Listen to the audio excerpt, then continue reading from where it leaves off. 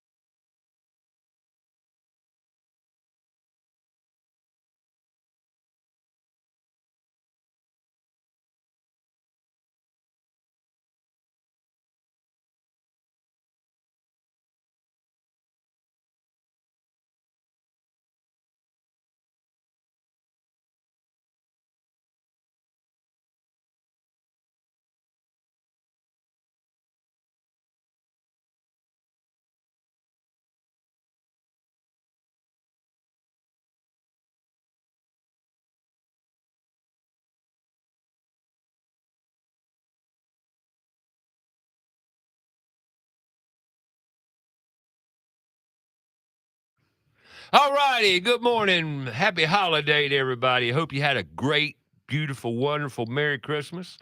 And now we're off to start a new year. But let's wrap this one up together. You want to? And today's controversy, no. Today's show, I got Mr. David Richardson, excuse me, David Richardson in the house. And I'll let you. David, good morning. Hey, good morning, Ray. Thank you for letting me come spend some time with you on your radio program. Well, thank you. You know, the funny thing is we're not on radio anymore. Yeah, you know that? We're off radio, but we're on podcast. I love it. 4 platforms, Facebook Live, YouTube Live on About Your House radio page, and on Fox Sports Charlotte. Download the free app and stream us live. By far the best way to hear us. Today, Mr. Richardson and I are going to talk about something that's near and dear to both of us, and that's our kids. Your kids, frankly, because my kids are grown up and gone. And but my kids no different from most kids. Most kids are spoiled rotten. And yeah, I'm gonna tell it like it is today. I'm gonna be nice. I love you all. And I want to preface it too. I love all you teachers. All you teachers out. Matter of fact, Mr. Richardson here.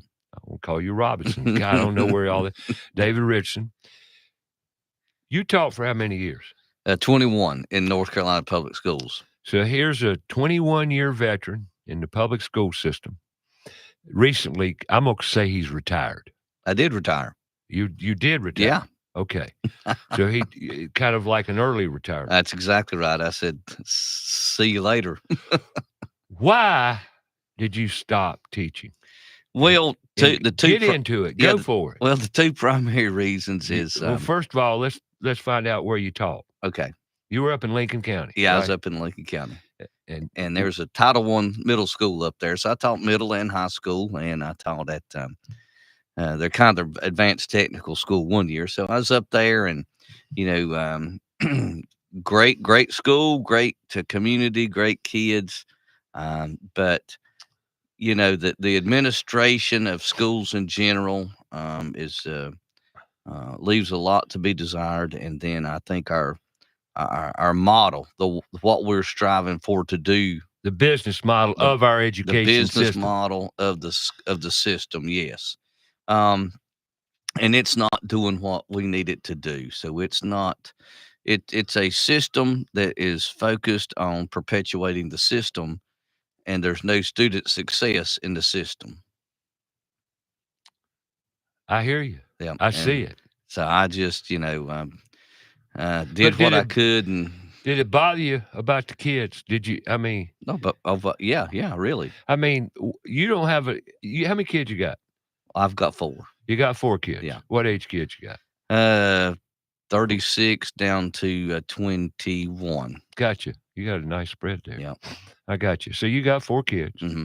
and you taught school. Yeah. And you taught for the right reasons. Oh, yeah. Because you cared about those kids. Right. I didn't care about a test. So I don't. What did you teach? I was lucky. I taught technology. Okay. So hands-on stuff, but still yet, they still want you to have a test in technology. They still want you to, have some kind of data. Everything's data. We need data because we got to measure everything. And we're simply the culture, the education culture, the educrats, I call them. They're educrats. They're a simple type of people. They got one skill, and that is measuring data. And they don't have any skills in plumbing or construction or manufacturing or in healthcare or in running a business or being successful. They have one skill. Well, here's the kicker for me. They don't teach critical thinking. Now, the question I got for you is that an unintended consequence, or is that on purpose? I think it's strategic, if that tells you the answer. That's correct. Absolutely purpose-filled. Right. The system is functioning exactly as the system is intended to function. And when did the public system come into focus? In what year? What year was it? 1979 or something? Okay, Carter. Yeah. Yeah, Carter made education the federal department. A federal department. Yeah. Now, why did he do that? Please share. Well, he gained a voting block of 2 million voters by that voting block, that union, if you will. Right. And then he's got all these people that can take off on those voting days, and they can work the polls for him too. Yep. And let me preface this show again with, I want your input, folks. 704-227-8986. And today's show, ever since COVID hit, that pandemic that was through on, that strategic pandemic, there again, very strategic, I might add. Ever since then, our education has really gone further, deeper in the hole as far as what we're doing to our kids. And we've got a lot to talk about today, a lot, because there's a lot going on that you don't know about right here in the city of Charlotte. And I'm not here to criticize teachers. That's not my objective at all. My goal is, I invited David on the show so we can discuss it and talk about it. I have had a big difficulty in my life talking about things since COVID because people seem to just don't want to talk about certain things. And education has become very controversial, and it should be talked about, and more so changed, because it's terribly broken. Terribly broken. And I have found, because I'm living it, that when I speak, when I go to a meeting and raise my hand and talk, I become the problem because I'm not talking the way they want me to talk. If you're not talking their way, then you become the problem. And I'm a problem.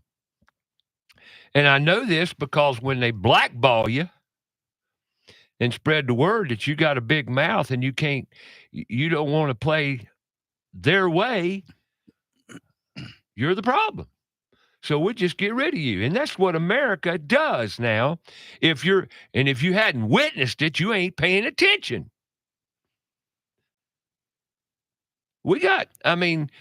we've got kids out here killing themselves at an unprecedented rate, killing each other. Let me repeat that. Killing each other.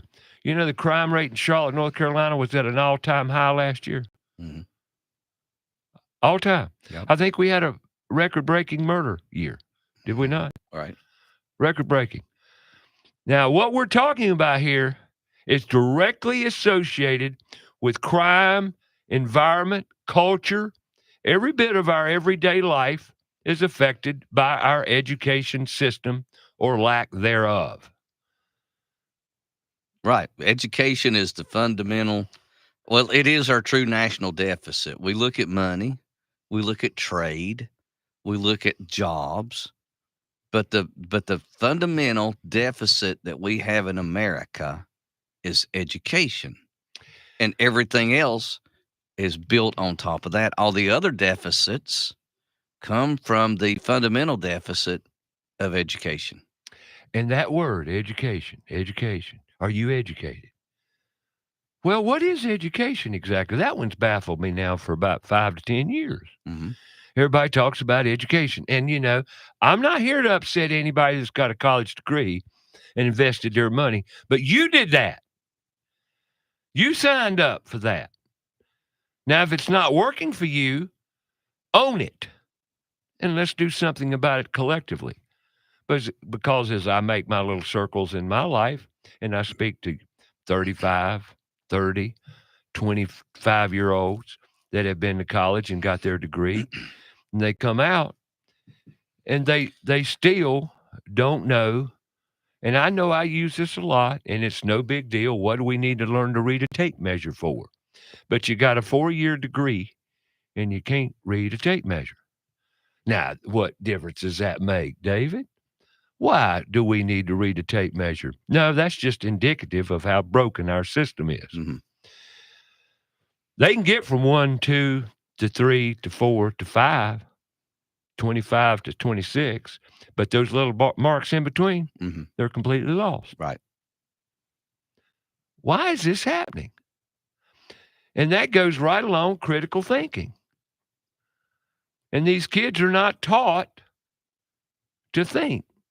Well, we actually, you know, you go somewhere where you see young kids, 2, 3, 4, and 5. And Oh, yeah, we talked about that last night That's over right. dinner. Exactly. Yeah. Why do they go and act the way they did? They kind of dance and they kind of have their face, and they're creative. Golly, go in the kindergarten room. There's Yeah. Legos. They're creative. There's stuff to play and put. Right. But we can't measure creativity. So we have to remove creativity and through forced conformity into standardization, where we can measure everybody against a standard. And we have a system, a series of 12 years to remove that creativity and to get everybody to conform to a standard model so that we can measure them. And that's where we're at. And how's that working for us? Well, look in the streets. There you go. We've got some serious issue here in Charlotte with schools in our education system, but it's never discussed openly on the news. Never. Matter of fact, I did a little research this week and did some investigation. And whoa, what you're not being told is frightening. Right. And, you know, and I'm not here to step on anybody's toes.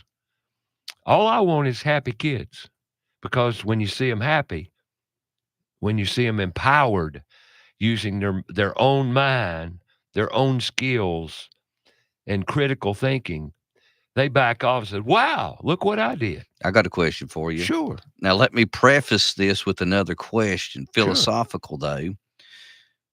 So when you buy a drill, are you buying the drill or the hole that it's going to make? The hole that it's going to make. That's right. Because if you already had the hole, You wouldn't need a drill. Okay. My question here is this. If every person in America had a skill, an employable skill, would we need the national minimum wage? No. Right, because you're earning more money with an employable skill than you would make at a minimum wage. And we are trained to conform to the matrix Right, and the way it operates. right. And see, and how's that working for everyone? How does this apply to you folks, your everyday life in your house, about your house? I'll tell you how it applies. And I talk about this a lot here lately.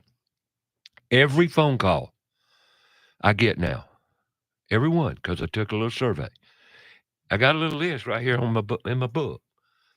Every call I get, I'm normally the second, third, fourth, up to 22nd person on the job. I'm never the first now, because people have called this person, come find out he didn't know what he's doing or didn't want to do it or whatever. I don't know what the reason is. But the bottom, and it happened to me yesterday. A lady calls me. The contractor came to remodel her house. I mean, this is one example of many. I mean, and this is why I'm doing what I'm doing, because I ain't getting paid. She calls me up. She said, "Yeah, we've remodeled a house. We put a closet upstairs where there used to be nothing, and we had to change the roof line in that one little area. And my contractor took my blower motor from my vent hood off the roof when we re-roofed the house and threw it away. And now my vent hood doesn't work." Now, Dave, I got that. Isn't that a bit stupid? Well, yeah, I mean, and I said, "Ma'am, I'm sorry to hear it." She says, and I said, every call I get, and I told her, shared it with her, every call I get, I hear a little stupid involved. Yeah.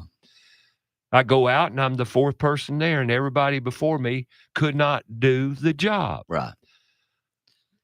What in the world's going on? And I'll tell you what's going on. You're dumbed down, people. I work with groups, people, adults. Yeah. The adults are no different from the kids. Well, they went through the same school system. That's my point. Now, and everybody says, "Ray, don't be negative." How in the world can you have an intelligent brain and not be critical? Can you do it? How do you do it? So all employment sectors, and even in teaching, even in education, we are seeing people enter various professions, and they have less knowledge and less skills than the previous generation, if you will. And and let's jump over to something called workforce development, just kind of what in that realm. But shouldn't workforce development really be done in schools? Absolutely. I mean, so why are our economic development associations and commissions so involved in workforce development when it should have been done in our school systems? Yep. Okay, now there needs to be a little bit there, as let's say certificates and certifications, and of course technology changes, and there's kind of the upskilling part of it, but just general workforce development that should be happening on the high school level, and everybody should have a skill set at the high school level, and then from there you upskill. Well, you say high school. I agree. However, it should start in middle school or elementary. Well, it should. Yeah. Exposure. We're going to take a break here, but we're going to go deep into this rabbit hole called education, because it needs to be talked about. And I'm not here to argue with anybody. Are you? No. You lived it for 20 over 20 years. Yeah. You taught. Yeah. You played. Mm-hmm. I'm just seeing it. And what I'm finding face to face when you go into a school and talk and listen, oh my gosh, it's worse than I thought. Oh, yeah. I had no idea. The public doesn't know what goes on behind the walls. And what I'm about to tell you, in this big Queen City we got some serious issues going on in some high schools. I'm talking serious issues. I told a retired principal last night what's going on in one school. She was absolutely flabbergasted, just couldn't believe what I told her. And I'm going to share that with you. At one time, the largest high school, the most active high school in Charlotte, is in dire straits right now. Now, I'll let you guess which one it is, but we're going to talk about that one. But it's not the only one. Mm-hmm. And nobody talks about it. And that's something I can't stand and really irks me in this city is they don't talk about stuff. But I got to go now. My producer's telling me, shut up, quit talking. Got a break. So I got to go to a break. Give us a call. Join the conversation today. Happy New Year to you. Let's wrap up this one with some facts. We're not here to step on toes, and we're not here to criticize teachers. You do your job because you want to get paid because you got a mortgage and you got bills to pay. I get that. More teachers like Mr. Richardson here need to step up, talk, be verbal, and get rid of the fear. But now that's easy for me to say. You got to pay the bills. We'll be back. Talk about it.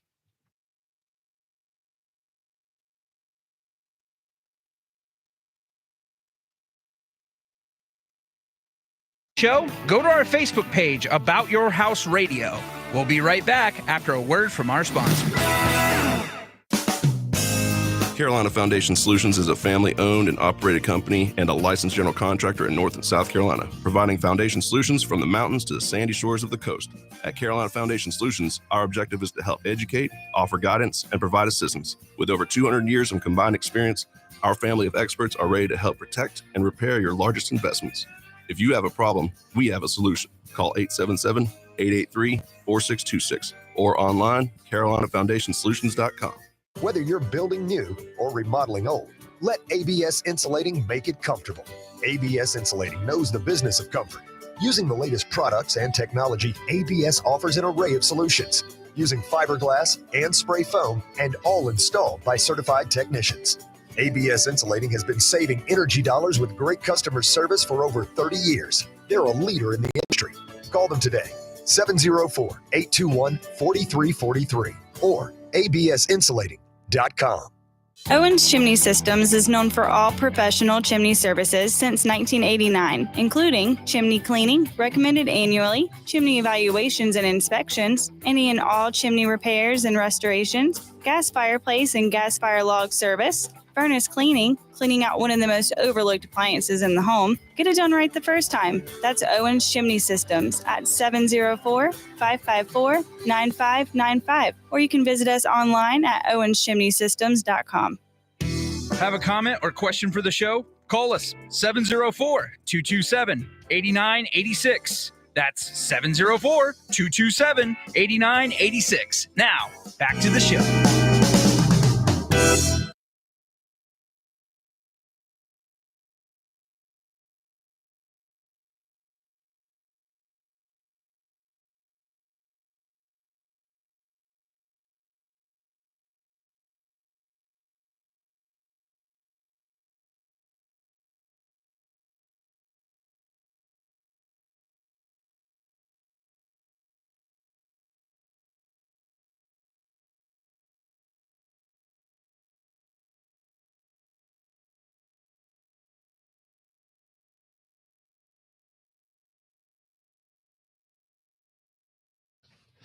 All right, welcome back. David Richardson's in the house today with me, a retired public education teacher of 20-plus years, and now has retired.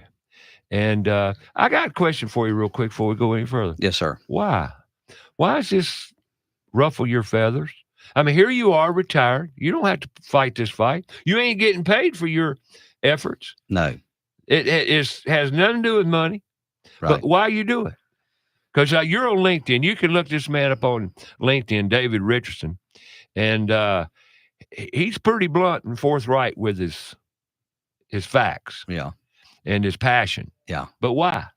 Well, I believe that we're supposed to love each other and care for each other, and truth is love, and education is love. So everybody in America, I love America. I love Americans, and I want America to do great. So that means I want Americans to do great. and we've got to be educated. You have to be able to understand right from wrong, the truth, and you have to be able to critically think and figure out what it is in life you want to do. I don't want you to have to think, have to listen to somebody tell you what to think. So we go back to the old town crier days, where the king would send somebody out to tell you what to think, because back then they wouldn't let you read. They wouldn't let you learn to read. Okay. Well, today we got social media is the town crier, and it's our school systems that won't let you read today. Okay. We've turned reading into a test. We've taken the fun out of reading. We've turned it into something that is oppressive. It's a trauma. Reading is a trauma for young folks, because let me tell you, so I'm a little bit about me. I'm dyslexic and I'm ADHD, so I have a learning disability. And when I went to school, reading was a trauma. It was something that I didn't enjoy, but I was forced to do it, and it was turned into a test. And that made me disengage from it even more, if you will. Oh, I see it. And Yeah. you see it abundantly in Right. schools. Right. So we're causing that disengagement with the model that You're we have. forcing the disengagement. That's actually. right. It's forced conformity. Yeah. And our youth, they don't want to be forced to conform to something, and so they and when I was in the middle school, I saw a lot of students come to the middle school that had already went through 5 years of this forced conformity, and they'd already given up. We had already basically taught them that they couldn't learn in this model, and they were just going through the paces till they could get out. And there's where your disruption and your behavior comes from, because there's an innate sense inside of you that I want something and I got to learn. But when I go to school to learn, I'm not learning. But these people tell me they love me, and these people tell me that I'm going to learn, but I'm not learning. And there's where this this alienation from our social system in general comes from. It starts in our schools. That's why we're talking. Yeah. The only time, correct me if I'm wrong here, anybody, you want to contest what I'm about to say? Let me know what your thoughts are. The only time we human beings learn is when we apply. Yeah. You don't apply in school except on a test day. And then it's complete conformity, and it's application based on testing, and there's no application or rewards in that except a grade, right? Right. And what do you get from a grade? What personal satisfaction? Now, a lot of people say, well, I made an A. I did great. Yeah. But what did you do? What did you really learn? You memorized something, Mm-hmm. right? That's right. Because you studied the week before in class. Yep. And you studied all week so you could pass that test come Friday, Mm-hmm. right? That's right. Now what? What's next? Another test next week. And these kids sit in class all day, and they're taking creativity elements out of school. They've already done it, have they not, Dave? Oh, yeah. That's right. Yeah. You know? And that's why put tools in schools and other initiatives around working with your hands, your mind, and critical thinking comes into play. Because when you apply that in our education system, and they have rewards based on accomplishment, you see a whole different attitude. Right. And I've seen it in what little bit, relatively speaking, that we have done with kids and tools. It's amazing. But we're not doing that. We're not giving them the opportunity. And here's the thing, too. A lot of parents are working 2 jobs, 3 jobs to keep up. And I understand the struggles. I do. But where are the kids? They're in programs. What kind of programs? Yep. Title I schools. You want to give the definition of a so Title I school? Title I school is basically one of the main drivers is free and reduced lunches. So we're looking at economic disparities here. So Poverty. yeah, and that's one of the key drivers of the Title I program is to find that poverty. How many are on free and reduced lunch, and then there's some scores in there, and but one of the main drivers is your free and reduced lunch numbers. And Title I schools get more resources, so you get more monies for laptops, you get additional teaching support personnel and things like that. So that's why the Title I program, it's actively sought in your school districts, because those schools are going to get extra monies. And like Rowan County, every school in Rowan County, every one of them, Title I. Mm-hmm. I don't know, Lincoln County? We got a few. Yep. Got a few Title I. Yep. That's basic. You Yep. know, That's right. Most of these Title I are rural counties. Yep.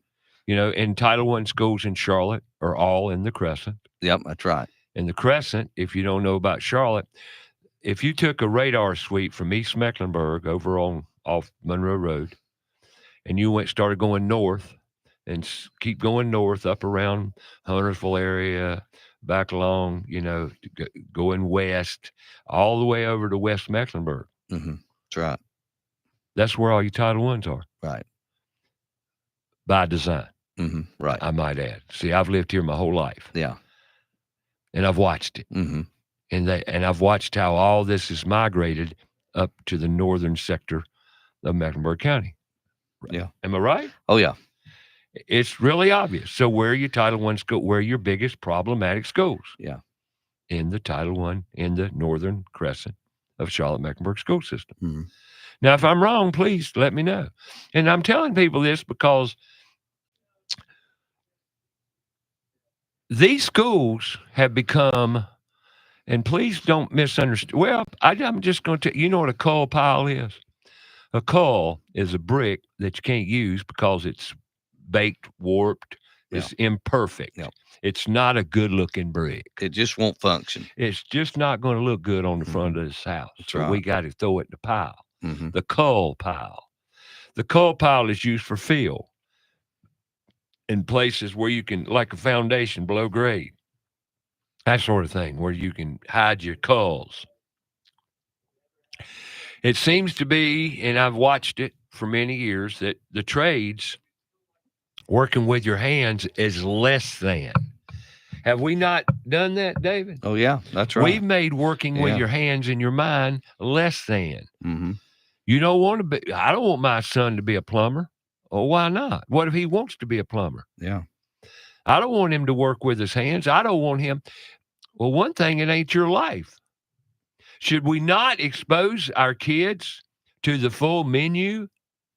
For example, I got to throw this out there. I'm working with two groups, and I've said this before. I'm going to say it again. 34 kids, 17 in this group, 17 in this group. Mm-hmm. That is 34, isn't it? Right. Believe it is. Yeah. My math's pretty good. Yeah. Matter of fact, I'll tell you how good it was the other night. They says, what's 15 inches? We're talking about measuring, right? Right, yeah. I held up my hands like this. Uh-huh. I said, that's 15 inches. Yeah. And one young man in there, one student, said, they going to argue with you. Of course. Oh, no, that ain't 15. And I passed out tape measure. Yeah. And I says, come on, measure. Yeah. And he got up real kite. Oh, that ain't 15 inches. Came over and it was 15. That's dead. right, because you've seen it enough. Almost dead on 15 inches. You've seen it enough. He got up prepared to ridicule me and get my stuff. And I didn't know it was 15. I just that's 15 inches. Because you've seen it. He got up, measured my thing. He turned around to everybody. It's 15 inches. Yeah. you know. Mm-hmm. So my point to that is, if I know what I know, these kids have no clue what they know or don't know. Mm-mm. They don't know. No, that's right. And here was the thing. I asked them all 34 of them, two different groups. Yeah. How many, show of hands here, kids, please. Mm-hmm. How many of you know what the trades are? Nobody knows. Not one kid knew. No. All right, let me give you a little clue. What are do you know what the construction trades are? No clue. No clue. Uh-uh. One more question, kiddos. How many know what an apprenticeship is? Nobody. Nobody. Mm. These are middle school kids. Yeah. And then we're in a CTE classroom. On the wall, big letters, CTE. Yeah, right. Next question. How Yeah. many of you here understand and know what CTE stands for? They don't. Not one kid knew. Right. Now, I knew personally that when I got in that arena, Yeah. I was going to find out information that really would darken the clouds more. Oh, yeah. And sure enough, that really bothered me. Mm-hmm. And not one kid out of the 34 could read a tape measure. How about that? I bet that. I know. Yeah. So, Yeah. and then you ask them all, how many of you plan to go to college? All of them. Every one of them. Yeah. Mhm. Every one of them. Yeah. And then you ask them what they're going to do in college. Yeah. And some of them even say, I'm going to play in the NFL. Right. But they're going to college. Oh, yeah. Yeah. So, folks, I'm just telling you what I see. Mm-hmm. But doesn't that state a lot? Just those questions I ask? Right. Isn't that really telling you the story? Yeah. These kids most kids never picked up a tool. But who's responsible for the answers that you were getting? Our education system. Right. Our system. Right. And then you go and tell these kids, hey, guys, just telling you, you don't need a college degree. Do you think parents are part of the solution or part of the problem? They are dominant in the problem. And you know who makes the college decisions in most households? Tells you or makes the college decisions. You know who does it? The mothers. Yes. Mothers are more responsible for college educations than anything else. Right. That's a proven fact. Right. So, and most of the kids I talk to are going to college to satisfy who? Yeah. Their parents. That's right. Because they've been taught, trained, conditioned, scammed. Yeah. Told, directed. You want them to be successful, don't you? Well, then you have to go to college. You got to be educated. You got to and go to here's college. my thing. What the heck is education? What is education? It's learning. Learning. One educator walked up to me and told me that I had a PhD. Son, you got a PhD. And I laughed at him and said, Dr. So-and-so, because he was a doctor in education. Yeah. And those get me too. Yeah. All these doctorates in education. I don't understand it. Your what's your doctorate in? Yeah. Oh, education. Yeah. Okay. You're an educator, an educated educator. In this education, what is an education? Well, does education equal intelligence? No, not to me. Right. Yeah. I meet a lot of educated people that are stupid as heck. Yeah. I'm sorry. I don't want to say that. Yeah. That's why we're talking. You've got to be able to apply some level of knowledge. So, yeah. So and these are life skills we're talking about. Okay. And we're not talking about the life skills. Like if I say, go fix your P-trap. Yeah. But education means that you can apply something. And if you don't have a basic sense of knowledge and some skills and some abilities, then you can't apply anything. Nope. So are you really educated? Nope. And you're puppeteered So you've been maneuvered, you've been deceived. Okay, and that takes you all the way back to, should everybody learn to read a tape measure? Yes. Absolutely. Because those are some basic skills that allow you to develop other abilities and gain knowledge from. Yeah. So there's base skills, fundamental drills. If you're on the basketball team, do you have fundamental drills? Yes. How about football? Oh, yeah. Okay. Baseball? Oh, absolutely. The fundamentals. The same thing happens in But you have education. application. You've got to have fundamental knowledge. You've got to have fundamental skills that you build from. Now, the creativity comes into play where the way that you apply the skills. So if somebody designs a car, are they creative? Oh my gosh, yes. What about an apartment building? Yes, absolutely. What about a singer, Absolutely. songwriter, Oh, songwriter. Yeah, absolutely. an artist, Yeah, absolutely. somebody that works with colors, Yes. Creativity. But yet we take that out. That's where we're making the largest mistake with humanity. Right. Because God gave us creativity at birth. It gave every kid born on this planet a genius mind, ADHD, dyslexic. That's a talent, believe it or not. But now they call it a learning disorder. Well, if you learn to educate, it wouldn't be so much of a disorder, would it? My brother was dyslexic, Mm-hmm. and I know what that means. Yeah. And I'm ADHD. And then ADHD, everybody is starting to use it as a crutch. Well, I'm ADHD. What's that mean? Right. You got gifts. Yep. But no, they didn't teach you had gifts. You look at things differently. They taught you have a disorder. Right. You're not normal. Right. You're less than. But let's look at standardization. If we were able to fully standardize every person in America, wouldn't we all drive the same car? Yeah. Wear the same clothes? Pretty much. Eat the same food? Yep. But you know what? It's getting to that degree in our public education. Right. Why do kids go to school in pajamas? Well, you laugh.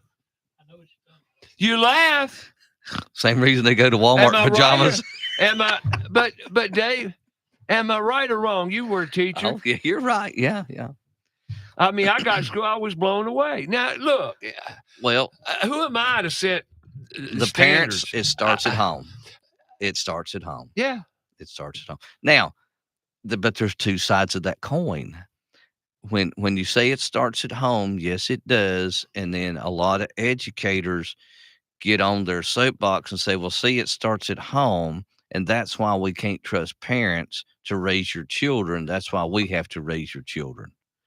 So there's two sides of that coin, and it's a very slippery slope. It sure is. But they do bring it from home. Mm-hmm. And if they're going to wear, and it's basically, I don't respect the system. I don't respect school enough to dress up and to go there. Okay. So it's a value.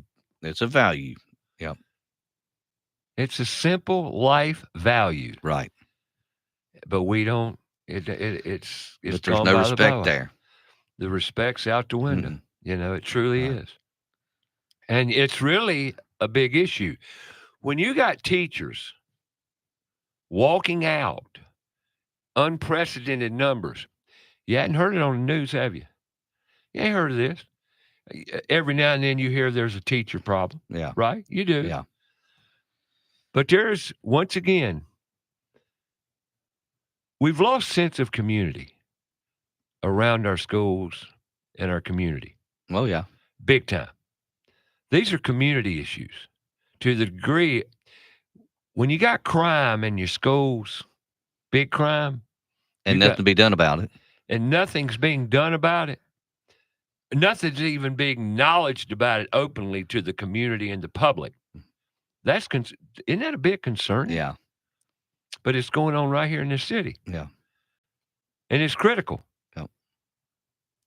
When we come back, we're going to talk about I'm going to say they're generation centers. Our schools are becoming centers that generate anti-societal behavior. No kidding. No kidding. And then again, you want to call it, and they say, "Oh, you can't do that." Like the phone situation. Well, you're going to hurt my about feelings. Huh?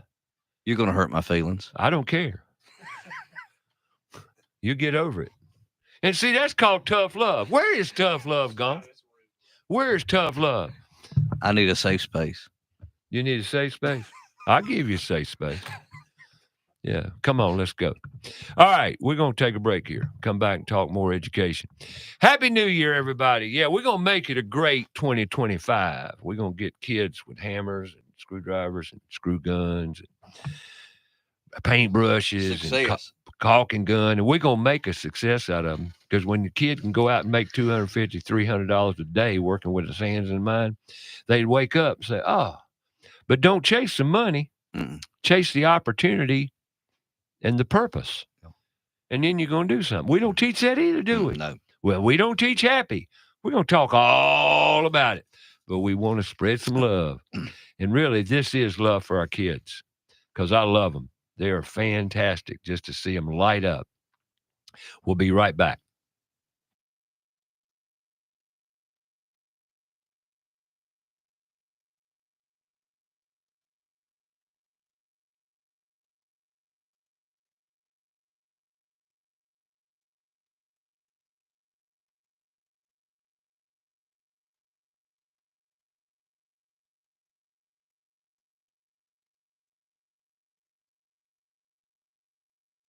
Out more about the show? Go to our Facebook page, About Your House Radio. We'll be right back after a word from our sponsor. John DeLand here for Crowntown Cannabis. We at Crowntown Cannabis care about you and your health. All of our products, from edibles to topical creams, are all third-party tested for purity and quality. 4 locations, open 7 days a week to help you with any concerns you may have. Monday through Saturday, 10 a.m. to 7 p.m. Sundays, 11 a.m. to 6 p.m. You can call us at 704-412-7121 or online at crowntowncannabis.com. Let's face it, we do not like bugs and especially spiders and ants. Unwanted pests in the home are not only creepy, they can also spread sickness and cause significant damage to the structural integrity of our homes. Kilo Exterminating has been taking care of pest control problems in the Charlotte area for over 70 years with award-winning customer service. Moisture readings are standard with all crawl space inspection. Call Kilo Exterminating at the first sign of infestation, 704-333-9855, or online at kilo.biz. Again, that's 704-333-9855. Hi, Roddy Player here with Queen City Audio, Video, and Appliances. Do you ever wonder how a local, family-owned business can compete with the big box national chain stores? It's simple. As part of North America's largest buying group, we have over $15 billion in buying power. We buy products at great prices from more manufacturers than any chain store, period, and we pass those savings on to you. So buy local and save more at Queen City, where you'll always find the right product, right price, and real answers guaranteed. Have a comment or question for the show? Call us 704-227-8986. That's 704-227-8986. Now, back to the show.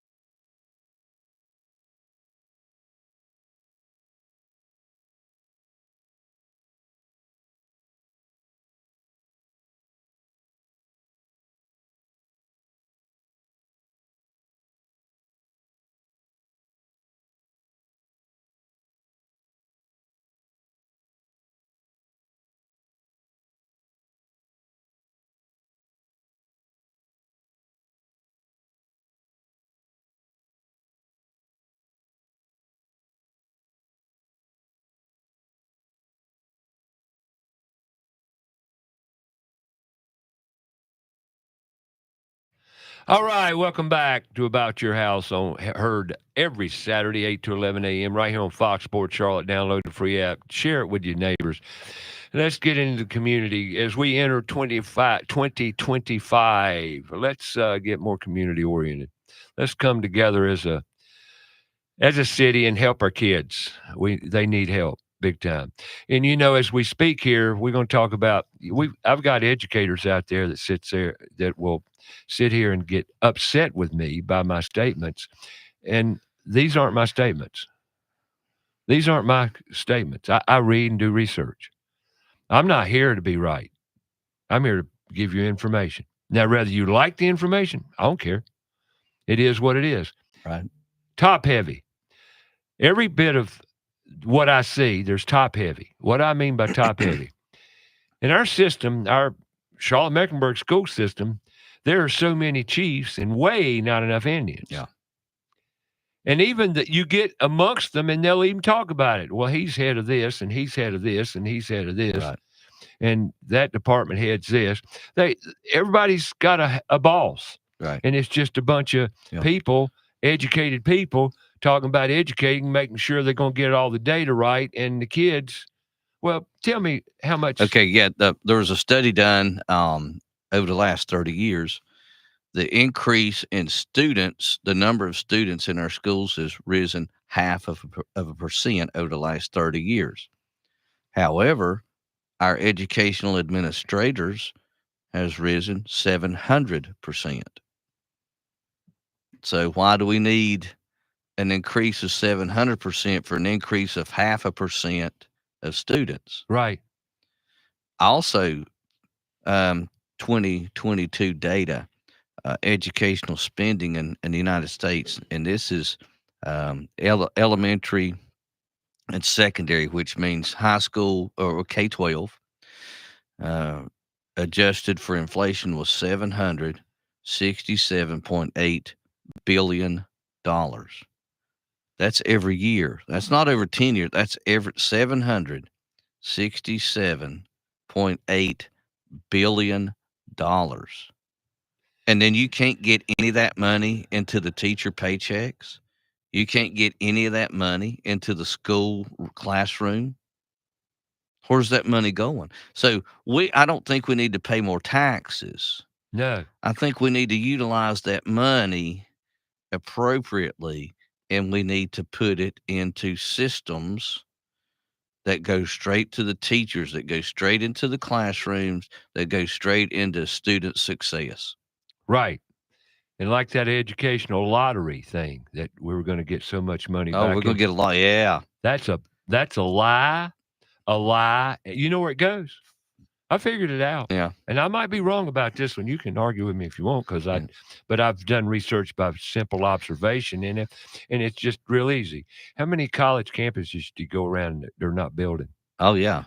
They're putting that money in assets. That's right. That's where the money's going. Oh, yeah. It's going into building assets. Right. I don't know who fills all these college campuses.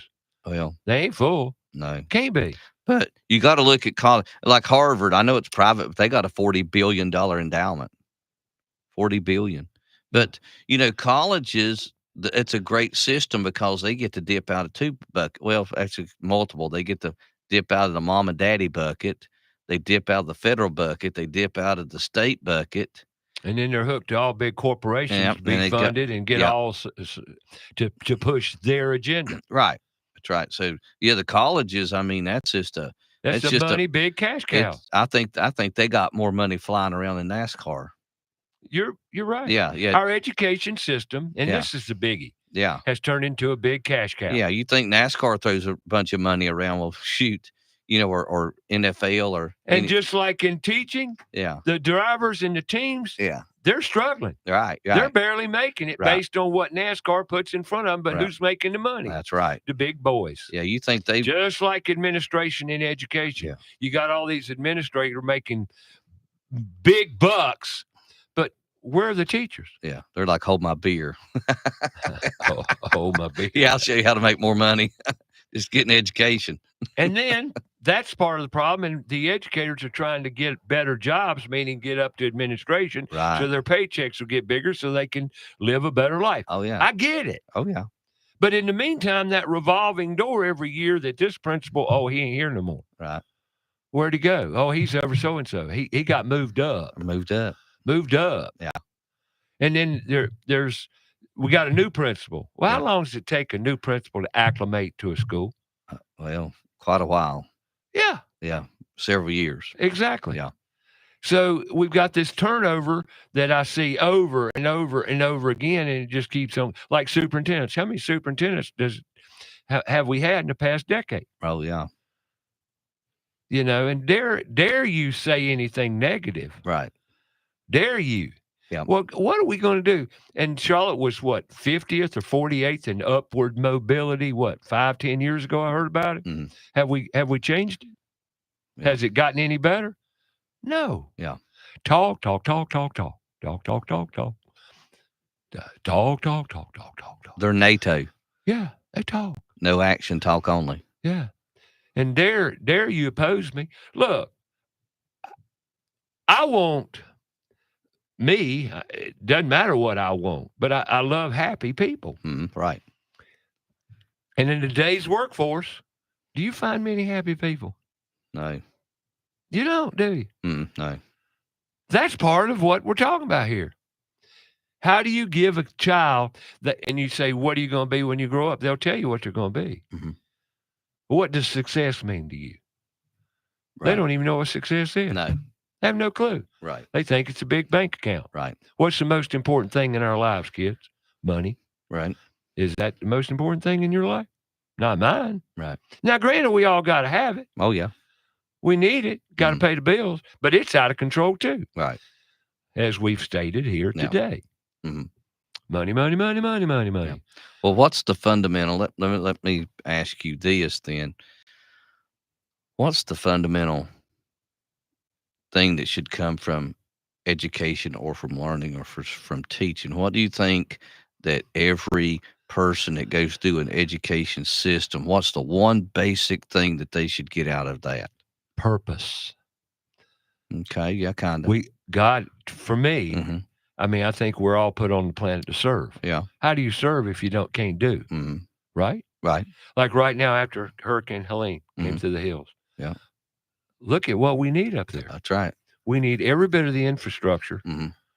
And how do you get that? Mm-hmm. With human beings. Yeah. I agree with you. Where you say purpose, I see it. It's kind of the same thing, but it's a different term.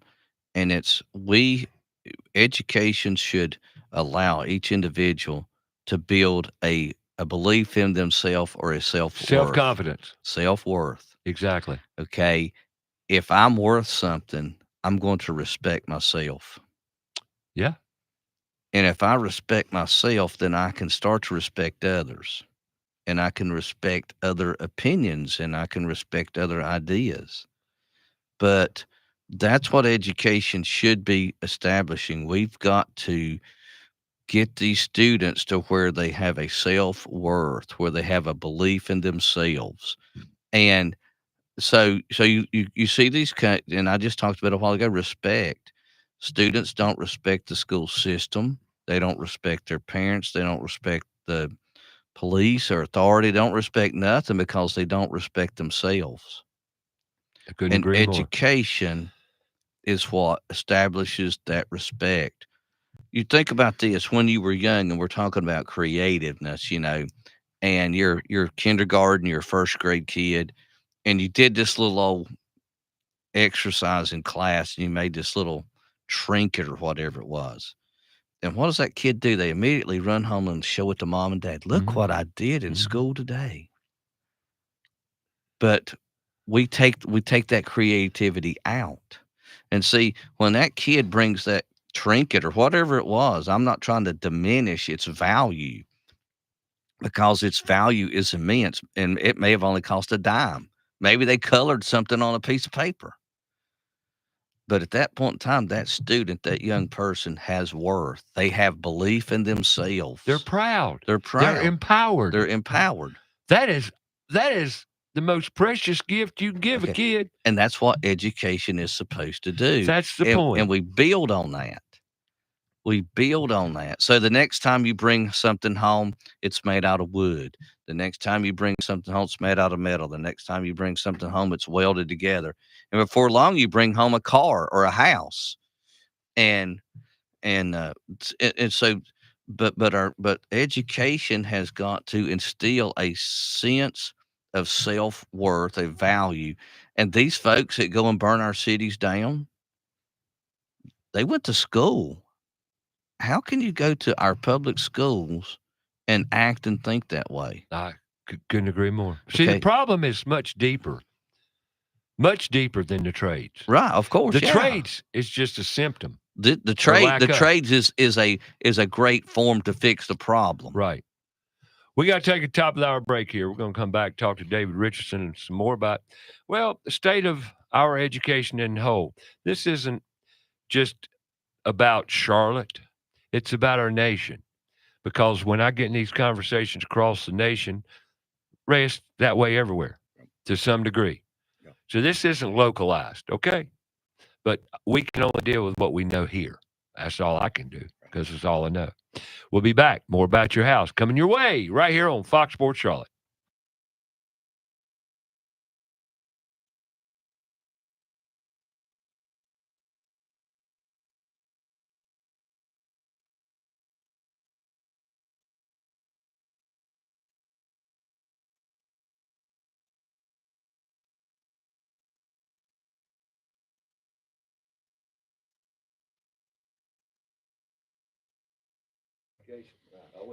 You awake yet? Grab another cup of coffee and join us for Hour 2.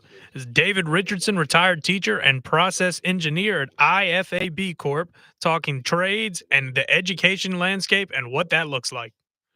About Your House is brought to you in part by PutToolsInSchools.org, connecting students to tools of the trades and raising awareness of the many career pathways. Also brought to you in part by Carolina Foundation Solutions, a licensed general contractor in North and South Carolina, from the hills to the coast. If you have a problem, they have a solution. So sit back, relax, and enjoy some time with us. And now, here's your host, Ray Terry.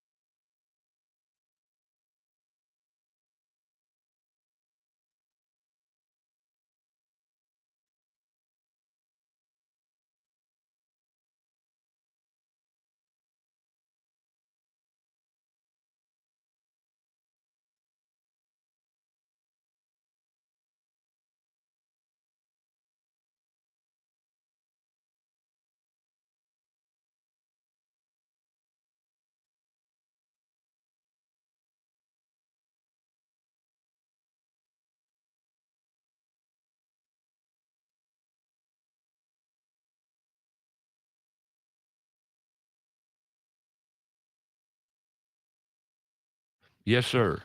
All right, welcome back. Hour number 2 coming your way. Got David Richardson in the house talking, well, he's a retired teacher. We're talking about education. And I could get teacher after teacher after teacher, you know, and we're talking about a lot of things here. But number one thing we kind of alluded to, people are fearful. Kids are afraid. You know, I go into schools and I talk to these kids, and, you know, Dave, we were talking earlier about, you know, they don't feel empowered. You know, well, that's fear. They're afraid of failure. If we've taught our kids anything, we're teaching them fear. Yeah. And we're instilling fear in them, fear of failure.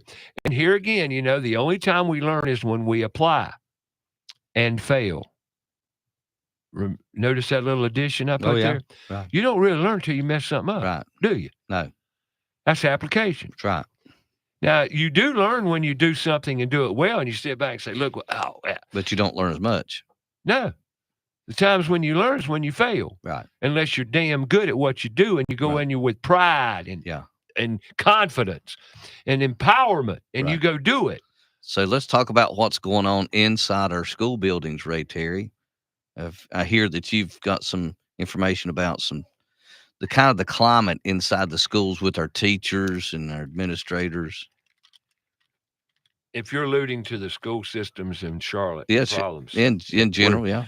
Folks, we got serious issues. We're talking about respect, values, purpose, all these great values of life. Why are kids going to school and being violent? Where are we getting the crime in the schools? Why? It starts at home.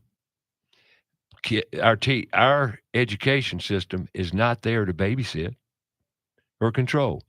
There's a high school in Charlotte that I graduated from, my alumni. My alumni is Garinger High School. At one time, it was the largest high school in Charlotte and in the state at one time. Now, things change, granted. And today, when I say things change, the change couldn't be any more drastic. Since the school year started, Garinger High School has lost 20 teachers. 20. You ain't heard that on the news because they don't want you to know about it, apparently, because I checked. I don't watch the news. David, you watch the news, don't you? No. You don't watch it anymore either? I don't. Well, they don't have any facts. That's my point. That's my point. So Charlotte, Garinger High School has lost 20 teachers. 20. Right. No principal. No principal. Now, what are we? Now, that's just one high school. And I can name a few more Title I high schools up in the Crescent that are probably not as bad, but got big problems. What are we going to do about it? This is our city, our schools, but we don't want to discuss it. Why? Well, what are we going to do about it? We've got to get so let's go back to the educator, the administration, the people that make the decisions. And again, They're lost. Correct. They have one skill. They're uniskill. So like you have multiple skills. I have multiple skills. Oh God. But educators have one skill. So they were successful in school and they learned under the one model of dumping make good grades. Well, they write down a bunch of notes and regurgitate it on a test at the end of the year, and they were able to learn under that model. But 70% of our students are not able to learn under that model. Then they had success in school, and they went to college, 4 years of college, doing the same thing. Then they become a teacher. So teachers that they then turn into educators, and they have only one skill. And when you ever heard the adage, if the only tool you have is a hammer, then everything becomes a nail? Yeah, I've heard that. Okay, well, the only tool they have is assessment through testing. So everything has to be a test. And since they have no skills in the trades, that's why they took the trades out. They have to measure. Okay, so that's why school has become this single model of make them memorize a bunch of facts, dump it out at the end of the year on a standardized test, and then we're going to measure how well the students do. And that's the conformity part. That's why we have to we have to take the creativity away from the kids and make them conform to this model so that we can measure what we're doing. And that's the single model that we have. The only way we're going to fix is to go back to put multiple models back into our schools that allow students to learn in multiple ways. But then again, the education culture can't measure that. It's become, to me, after looking at it, adversarial. Correct, because you're trying to take their money away from them. To me, it's exactly. Well, see, that's the problem I ran into when I went and addressed these folks. And I know what you're talking about, but when I do that, I could lose money, and I don't want to lose money. So, and that's the carrot in front of the horse. The only true way we're going to change education is to change the way that the money comes to the system. The money should no longer come through just numbers and data. It's got to come based off of some level of student success. Couldn't agree more. That's the only way to change it. And what does success mean in today's world, too? And that's something else. You talk to kids, what are you going to be when you grow up? I'm going to be an entrepreneur. Well, they don't know what success is, number one. Exactly. I Right. say entrepreneur. What does that mean to you? And you said purpose, right? Yeah, purpose. Okay. And I said self-worth. And kind of both, that's Same thing. the same thing. Okay. And yeah, so success is, do you believe in yourself? Do you have skills? Do you have knowledge? Do you have abilities? And when you have those things, then that gives you a purpose. Have you ever went and tried out for a sport and didn't like the sport? Football, yeah. baseball. Okay. So you went and tried the sport and you didn't like it. Did you keep on doing it or did you No, switch to I something quit. else? I didn't do it anymore. Okay. So and that's what our kids need to know. Exactly. And that school's supposed to do that. Exactly. And that gives them the purpose. To me, school should be a menu Right. of life's opportunities. It's not just what I want. I know what it's not just that I know what I want to do. I also know what I don't want to do. Exactly. You Right. got a menu. But back to our purpose and back to the culture of the school. So you have these single skilled people that have created this model. They don't know how they created it. So therefore you don't know how to fix it. It's out of control too. Right. And they don't know because they don't have the skill sets to fix the problem. They don't know how they created it. So if They're stirring, you know what gets me, and this is the analogy I use. It's like having a mud puddle, Mhm. and the mud puddle dry up. They say, we need more water. That's right. We got to put, what do you need water for? Oh, mud's drying up.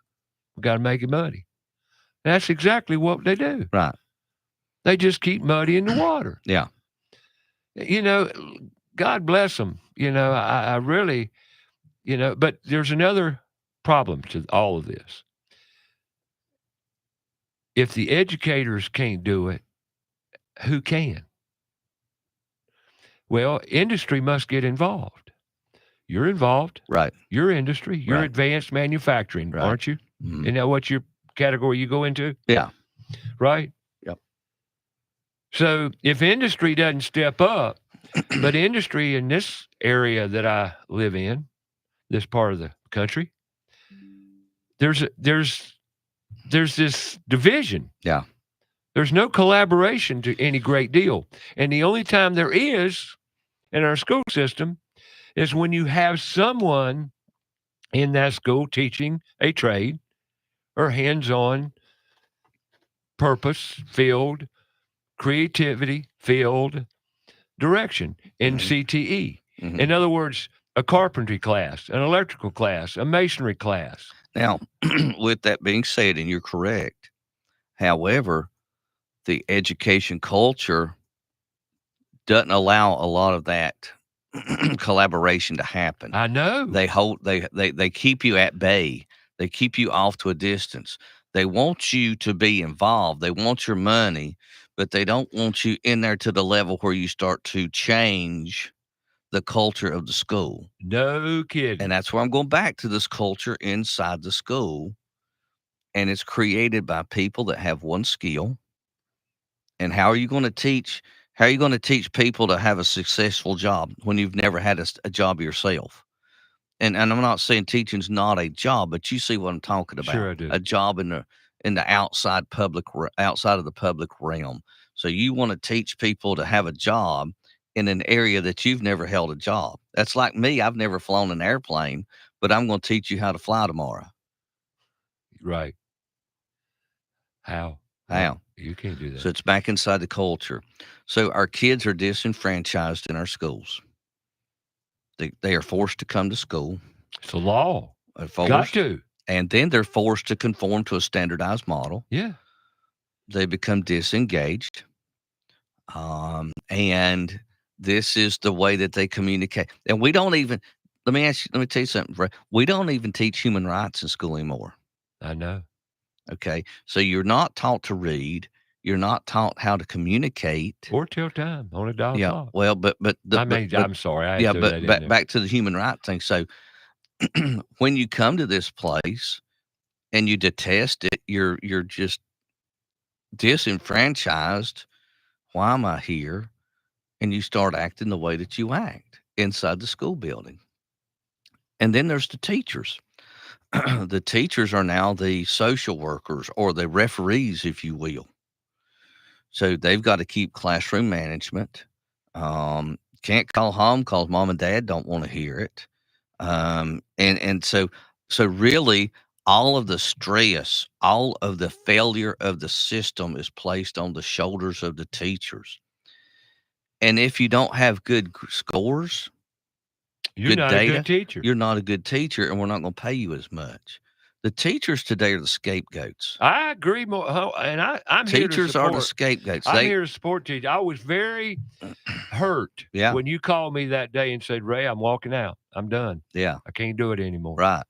I said, oh, man, lose another good one because you care so much. And that's what upsets me now because I live in the community where I taught, and I still run into students. We want you to come back. We want you to come back. My dad, he tells me, yeah, I talked to one of your former students and they want you to come back. And so, I'm not,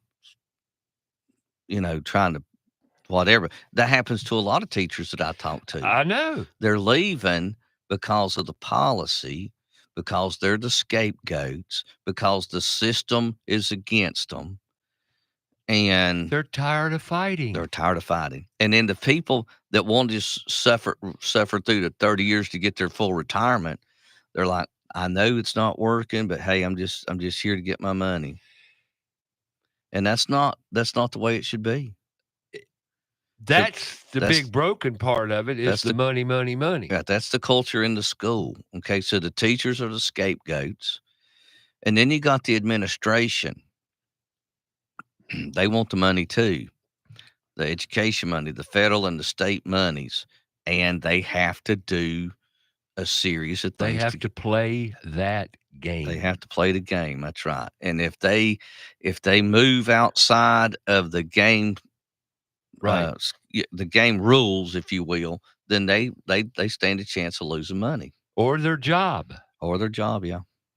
And everybody, there's that fear again. Right. Because we all need our paycheck. Right. We all need them. And so that's the culture in the schools. So that's why you see we can't find enough bus drivers. Would you want to drive a bus that has that going on the bus? It'd be tough. Okay. We have trouble finding custodians. Do you want to go to a school and clean up a place that's been decimated every day because the kids non-caring? Yeah, they don't care. Okay. Then you got the teachers. They are the scapegoats. And they care, but they can't care because they can't control it. Right. They're not police people. No. They're not law enforcement officers. No. They're not supposed to be. And the model has created all this. Yep. Now, we're going to talk about how we can fix it because you got a few. How old are you now? Come on, let me hear it. Almost 57. You're pushing a big 6-0. Yeah.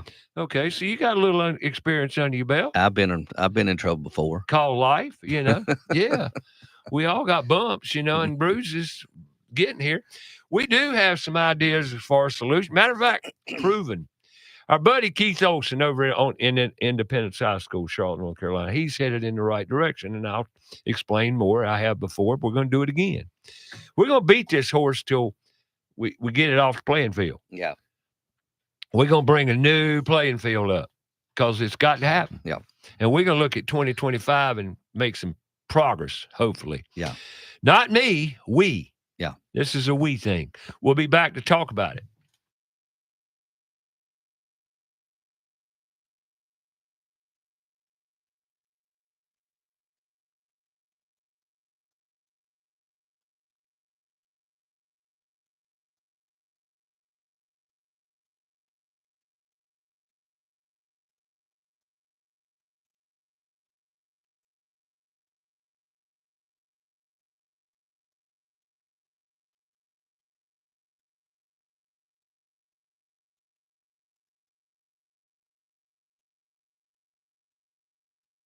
Go to our Facebook page, About Your House Radio. We'll be right back after a word from our sponsor. Go outside and take a look at your home. Are the gutters doing their job? The number one enemy to your home is water. Most homes are built with small, inadequate gutters and small downspouts. ABS Insulating has a division of the company that does nothing but gutter services. All gutter services: cleaning, maintaining, repair, new downspouts, replacement, and new gutters with many types available. They're a leader when it comes to gutter protection.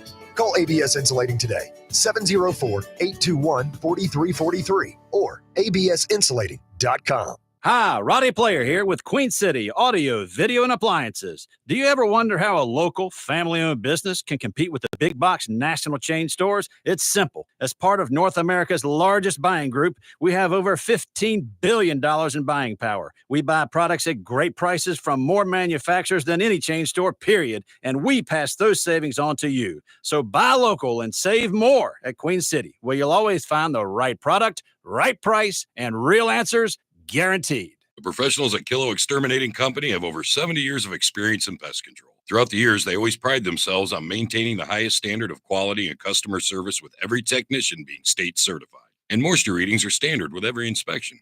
Their top priority is ensuring your home is free from pests such as ants, mosquitoes, termites, and any other pests wreaking havoc on your home. That's Kilo Exterminating at 704-333-9855 or online, kilo.biz. That's 704-333-9855. John DeLand here for Crowntown Cannabis. We at Crowntown Cannabis care about you and your health. All of our products, from edibles to topical creams, are all third-party tested for purity and quality. 4 locations, open 7 days a week to help you with any concerns you may have. Monday through Saturday, 10 a.m. to 7 p.m. Sundays, 11 a.m. to 6 p.m. You can call us at 704-412-7121. or online at crowntowncannabis.com. Have a comment or question for the show? Call us 704-227-8986. That's 704-227-8986. Now, back to the show.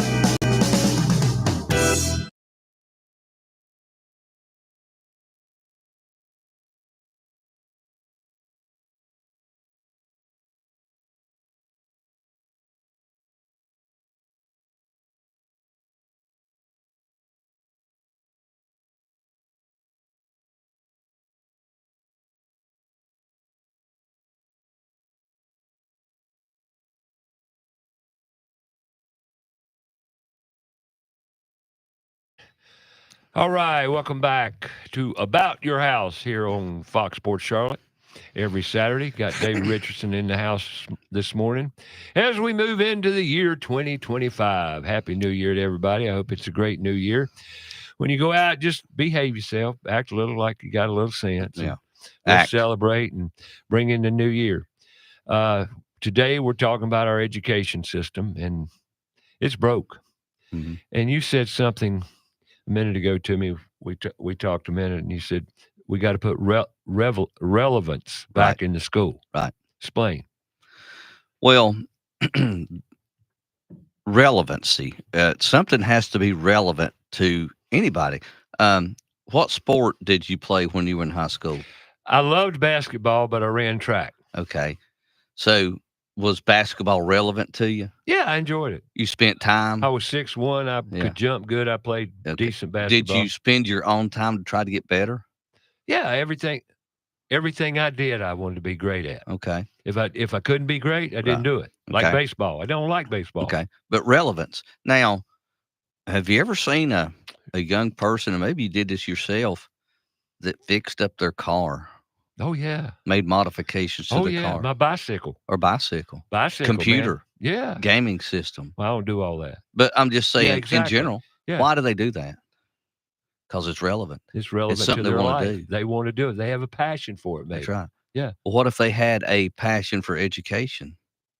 Nothing wrong with that. Would you need let me ask you this. If a student had a passion for learning, something that was relevant to them, would you need a teacher? Not necessarily. No. You need a mentor. Might need a facilitator or mentor. A mentor. Okay. A guidance. Right. Person. Right. Sure. Coach. Yeah. Whatever. But no, because once you find your passion or a passion of yours, and it doesn't have to be one thing, it can be several. Right. I have quite a few. So you talk about fixing education. It's got to be relevant. That student wants to come to school. And They want to learn. they want to apply. They want to apply. And we should be allowing them to figure out what are you interested in, Ray? What are your abilities? And one thing that really got under my skin is every time you would have a student that wasn't being successful in school. And let me preface that by saying that they weren't dumb, they weren't stupid, they weren't being successful because the model didn't match their learning style. The model wasn't relevant to the way that they learned. The model was relevant to the teacher. See, our teachers teach the way that they learned. They're taught to teach the way they're taught to teach. Well, and they teach the way they're right, taught to teach. Right. And so these teachers told to and teach. These administrators, they have a nature, a human nature, a God-given nature, where they can sit in a class, they can be still, they can be quiet, they can take notes, and then they can score well on the test at the end of the year. I'm not wired that way. I have to move. Most guys do. I have to move. And when I'm doing something, I need to see that there's going to be an end result. Mm-hmm. I need to see that I'm making progress. And so when you feel it. Yeah. So the theory part, if you will, that's when you're sitting there and you're taking notes and you're going to have a test at the end of the year. That's the theory part, but I'm the application, just like what you said. I need to move. Most of our teachers, I want to say 95% of our teachers are able to learn in a theory environment. They can sit down, they can shut up, they can sit still, they take notes, and they score well at the end of the test. They're the teacher pet. Why are they the teacher's pet? Because they're conforming. Because they make the teacher look good. Oh, yeah. Look at made an A. You make me look good. I'm a great teacher because you made an A. No, you're a great teacher because that student can learn in this single model environment. Everybody else can't. So how are we making them successful? Because it's not relevant. We got to get back to relevancy. And here's something we talked about too. We have trade career days. We've been in 33 high schools with these to date.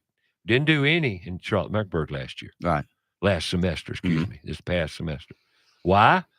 They don't want to put tools and schools into schools. Right. Why? Because I made them mad. Yeah. Why? Because I made them accountable, or tried to. Well, I called them. You're making them question what they're really doing too. And the truth hurts people. Oh, God, tell me. The truth hurts. We know that one very well. Yeah, I do. I know. But let's talk about some solutions. Relevancy, right? Right. Okay, how do we change it all? How do we make kids want to go to school? First of all, we got to give them something they're interested in that's relevant to their life. Right. We're not doing that. Now, let me ask you this. I go down to the store. You ever went to the store and you bought this pack of seeds, and it's flower seeds? It's just a variety of all kinds of flowers. Oh, yeah. Okay, this pack of seeds, and you throw them out into the garden, and there's 500 seeds in there, and all 500 come up.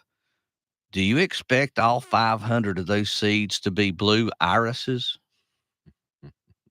No. That would be the standard, a blue iris, wouldn't it? Yeah. Well, why don't you get all 500 blue? Why are some tall and some are short? Some have big, thick stems and lots of leaves, and some don't have a lot of leaves. Some have thorns. Right. Some don't have thorns. They're different We're colors. all different. They're all different. Just like human beings are all different. Right. But yet we've standardized. But yet, put everybody in the same bucket. Here's what gripes me. I was going here and kind of jumped around. Trades career days. We go to a school, and we're told that the academic students won't be able to attend the trades career days. And I said, why? Well, they're going to college and they don't need it. Oh, so what you've done is put buckets on the floor and labeled them. Yeah. That's what you do. But there's more money in going to college than going into a trade. That's the cash cow, but there's not.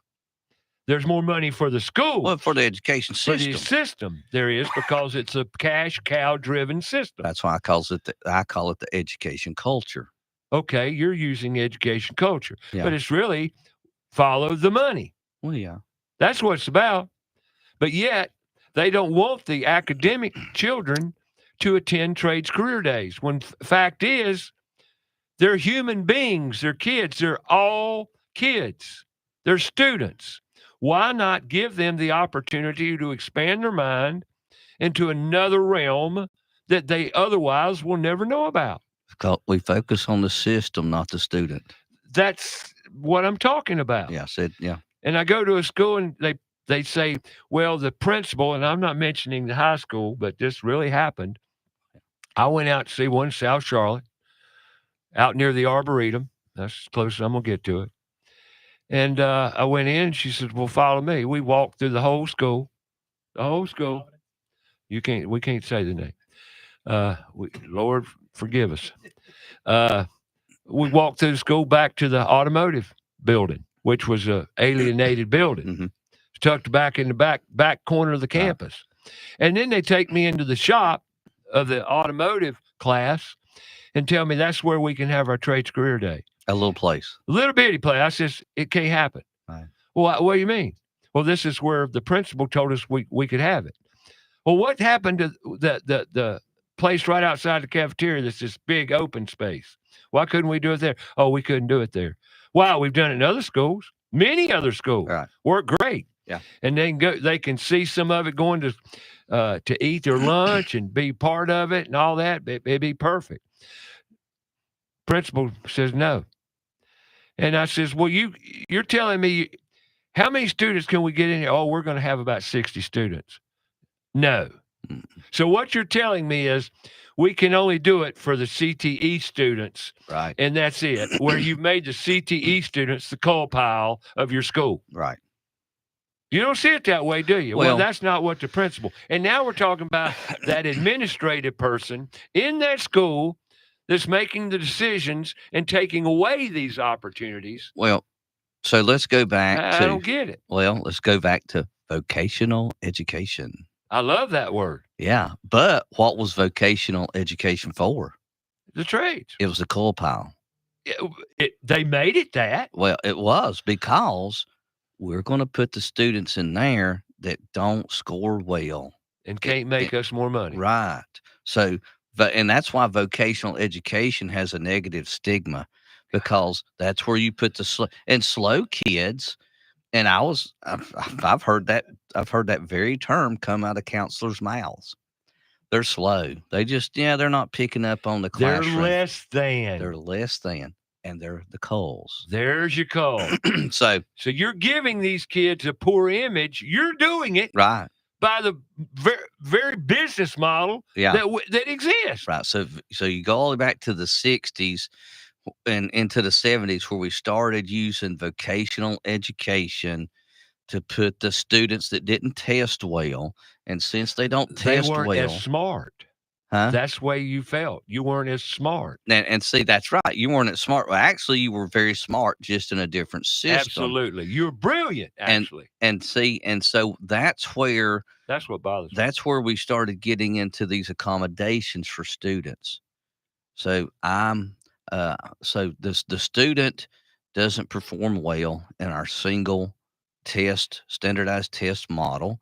They, instead of making the 5s that make the teacher look good, they're making 1s and 2s and 3s. So obviously they need help and they're substandard. So we're going to start giving them accommodations, an IEP. IEP is an individual educational program. Program.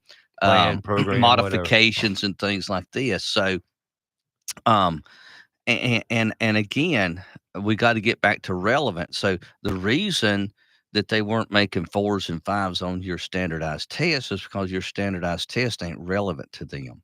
They don't care. Yeah, that's not their test. That's your test. Right. You're trying to get them to do good on your test. They're not doing good on your test. So you label them as substandard, and then you start putting them into these buckets, if you will. And that's what we get today's society. So how do we fix that? Again, we go back to relevance. We go back to multiple education pathways in our schools, and you get rid of that stuff. That stuff's gone.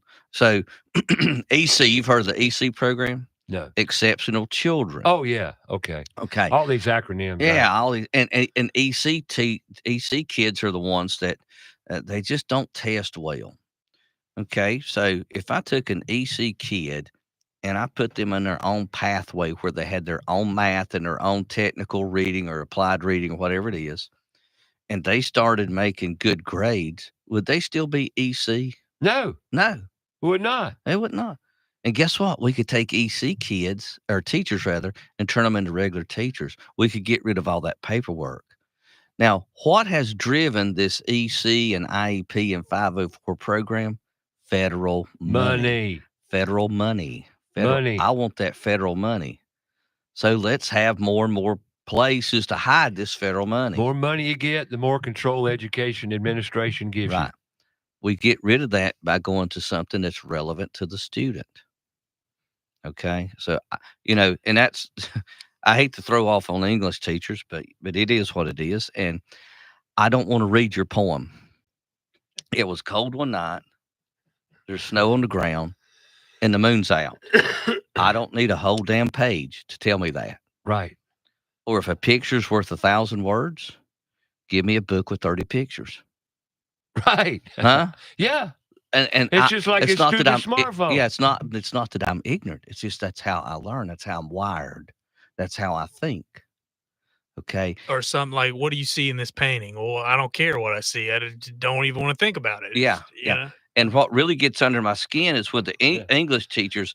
Oh, it really chaps my rear end when David Richardson, he doesn't know the difference between there, and there, or your, and your. Okay. And here's what I tell English teachers. And, just think about this. When you're out of school, do you ever call up your English teacher and ask them a question about, hey, you remember back in the 11th grade, you told me blah, blah, blah. And I remember that now. No. Do you ever call up your history teacher? No. Who do you call up? You call up the damn trades. Yep. A plumber, a carpenter, a mechanic, a hairstylist. Absolutely.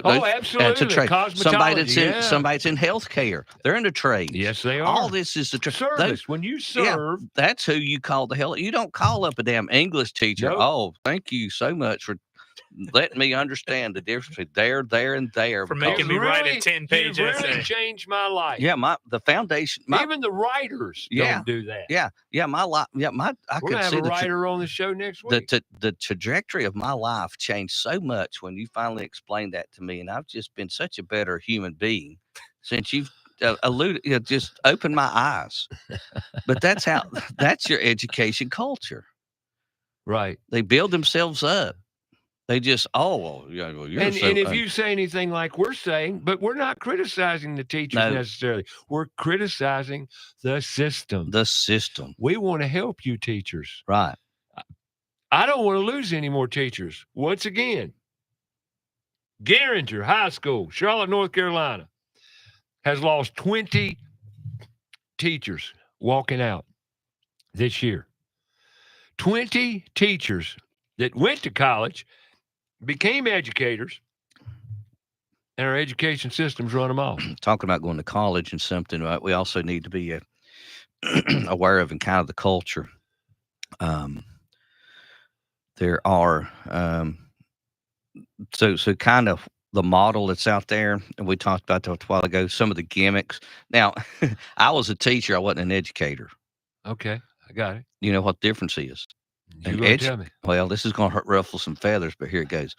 Educators, if somebody comes up and tells you they're an educator, those are people that use data and gimmicks to hide the fact that they're not teaching.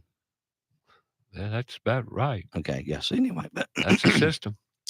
They're products of the system. Right. So there's lots of flavor of the month. We always have this flavor of the month gimmick coming up. Right now, it's the science of reading. Oh my gosh, the science of reading. Oh, this is the greatest study ever. We're selling books. We're writing articles in newspaper, magazines, and trade, blah, blah, blah. So science of reading is the next greatest thing. And it really comes back down to relevancy. These students are not going to read something they're not interested in. So the science of reading, or any other gimmick for reading, really comes down to what do you want to read about? And again, we have made education cheap. We've made education simple so that we can. It's kind of, I hate to say it, but it's kind of like just mass production, and we're just producing mass students, and here's how we're going to measure them, and we're going to measure them off of everybody reading the same thing, and they're not interested in reading that. So they've got to have vocabulary. They've got to have reading that matters to them. They've got to have math that matters to them. So uh, we've got to get back to the relevancy. So all these gimmicks and all these terms aren't going to fix the fact that if we want to fix it, if we want to get back, we've got to get back to relevancy. And now, how are we going to do that? Once again, there aren't any. Well, I'll give you the starting point here. We're talking to an educator. He says, find me an instructor, and I'll put him in the school. So now we're dealing with another issue. Where are we going to find the teachers to change the system? Because right now, there's only 3 basic carpentry programs in CMS, and 4, I think, automotive. And I might be wrong by 1 or 2. But it's not much. Not much. And you've got 4 automotive programs and very little other. Now how are we going to change it? Industry has to partner with schools one way or the other. Now, we did these trades career days.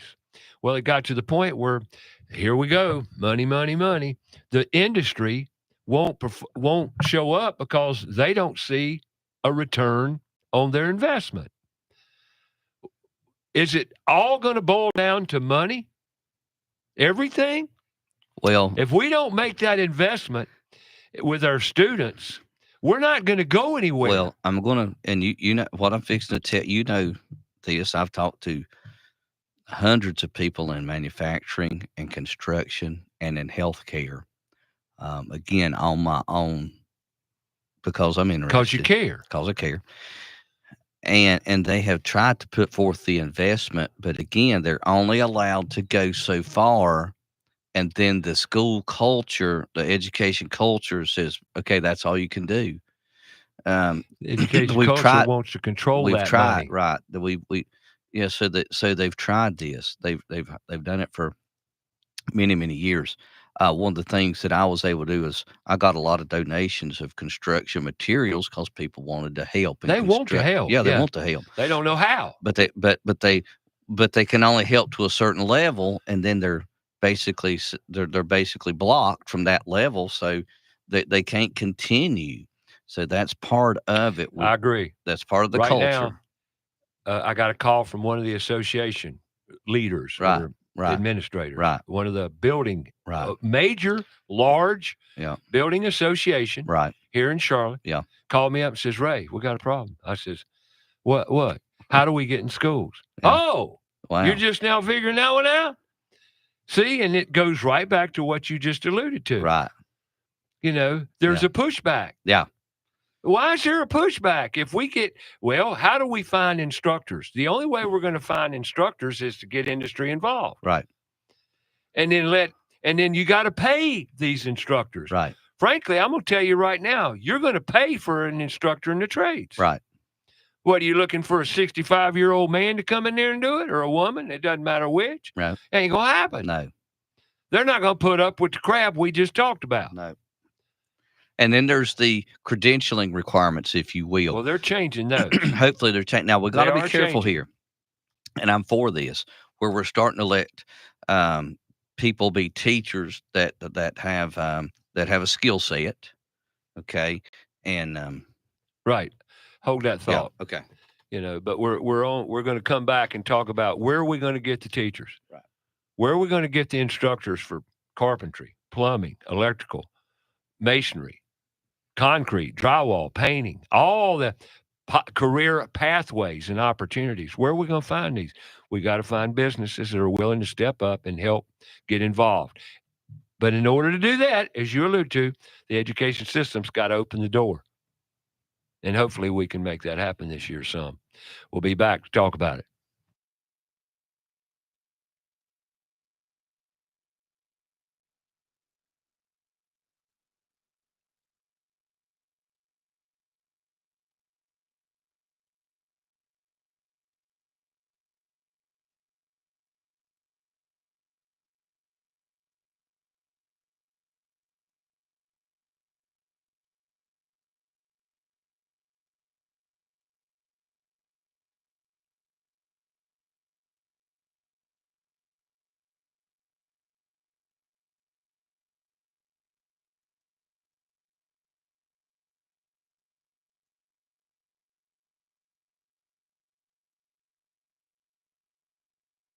More about the show? Go to our Facebook page, About Your House Radio.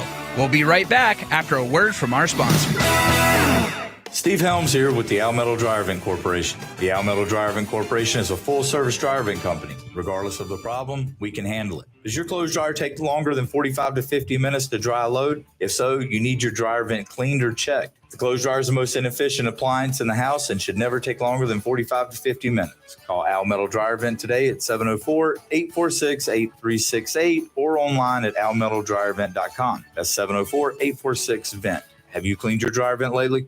Owens Chimney Systems is known for all professional chimney services since 1989, including chimney cleaning, recommended annually, chimney evaluations and inspections, any and all chimney repairs and restorations, gas fireplace and gas fire log service, furnace cleaning, cleaning out one of the most overlooked appliances in the home. Get it done right the first time. That's Owens Chimney Systems at 704-554-9595. Or you can visit us online at owenschimneysystems.com.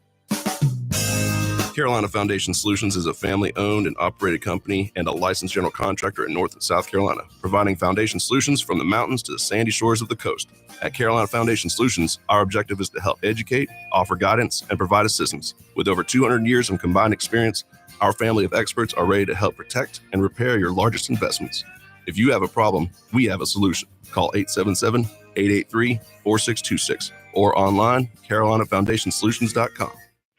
Have a comment or question for the show? Call us 704-227-8986. That's 704-227-8986. Now, back to the show.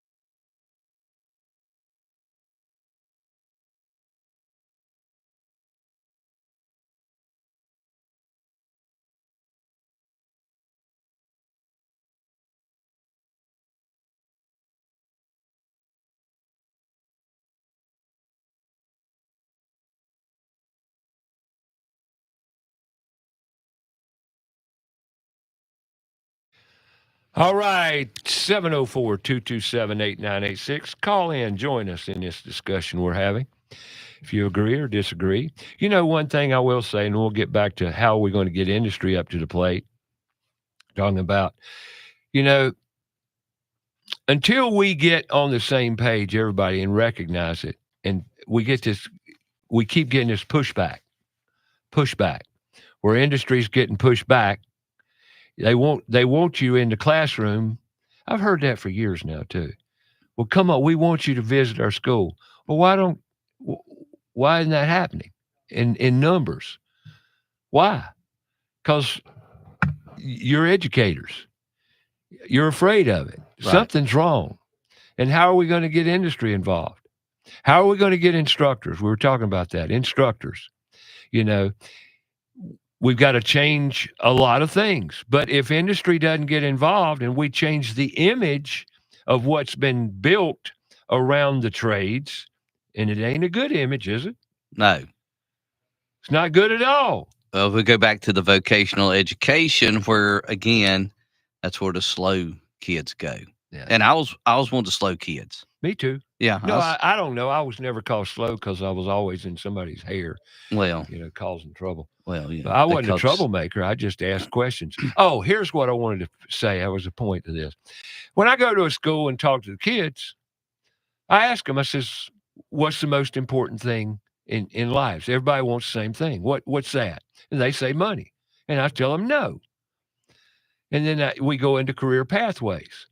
You know, you can graduate high school on Wednesday and go to work following Monday in the trades, starting with a paycheck. Yeah. And making money while they train you. Right. Well, after I had my little talk, I walked up to a teacher. I could tell by her body language that she didn't like what I said. Mm-hmm. And I asked her, I says, ma'am, what do you think of my message? I don't like it. Yeah. See, I knew it. I says, why? She says, well, the kids will figure out what they want to do in life, in college. Wrong. And I looked at her and I wanted to say, you're part of the problem. That's right. And that is the prevailing opinion of the education culture is school is just going to kind of give you a few ideas about what's out there, and then you go to college and really figure out what you want to do. You're not gonna figure Right. anything out in college. Well, so here's where What you don't like. so here's and talk about how we change it. So let's go there right now, and then we're gonna get back to getting professionals into schools. But when do kids start liking sports teams? When they win. Well, no, I mean just in so win? yeah. What age What bracket? age? Oh, it starts early. Goodness gracious. 5 years, 6 years. T-ball, soccer. Yeah. All at 5, 6 Right. years old. So they're starting to develop interest, correct? Sure. They also start developing interest in what they like to do. Yeah. If you pay attention. Right. It's all there. That's when, if we're going to change it, that's the exposure part. So yeah, you Pay start attention. Right. You start exposing them in kindergarten, first grade, second grade. Now, are they locked into a pathway? No. But just like do some of them start to want to read?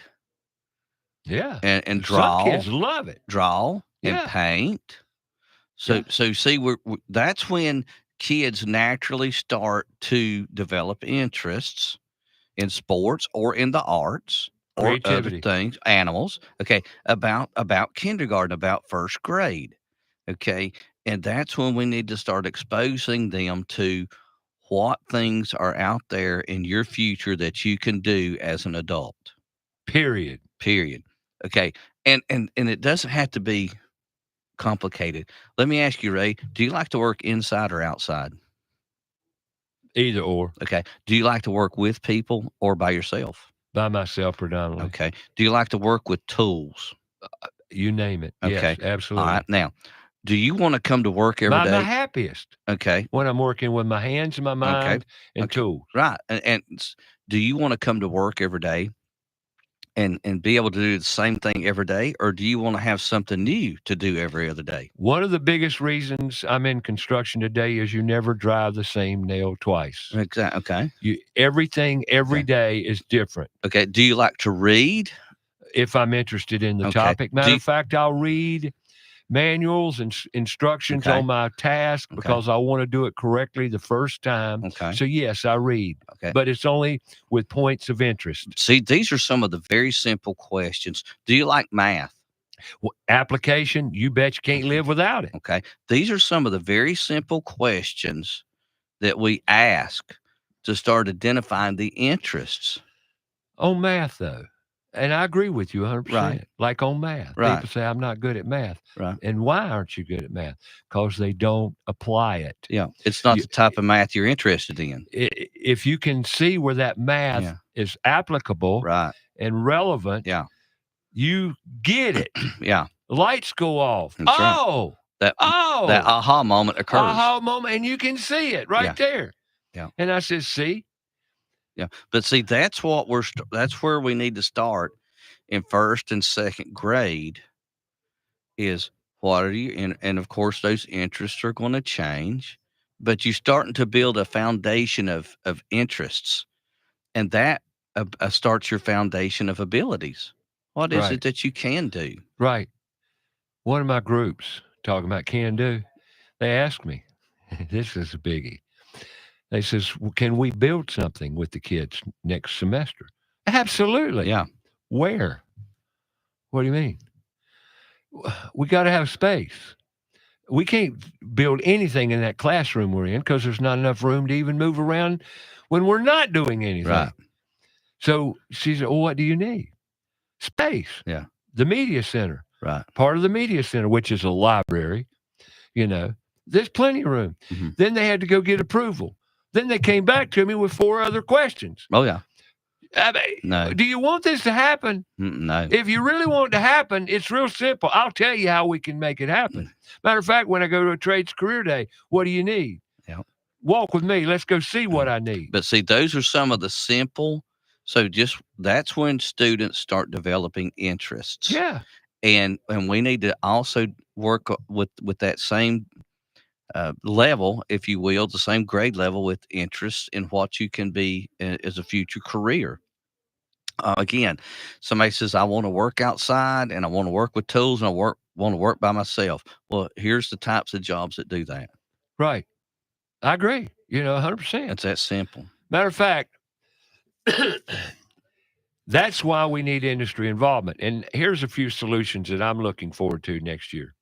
It's called Put Tools in Schools Mobility Program. Now, what's a mobility program?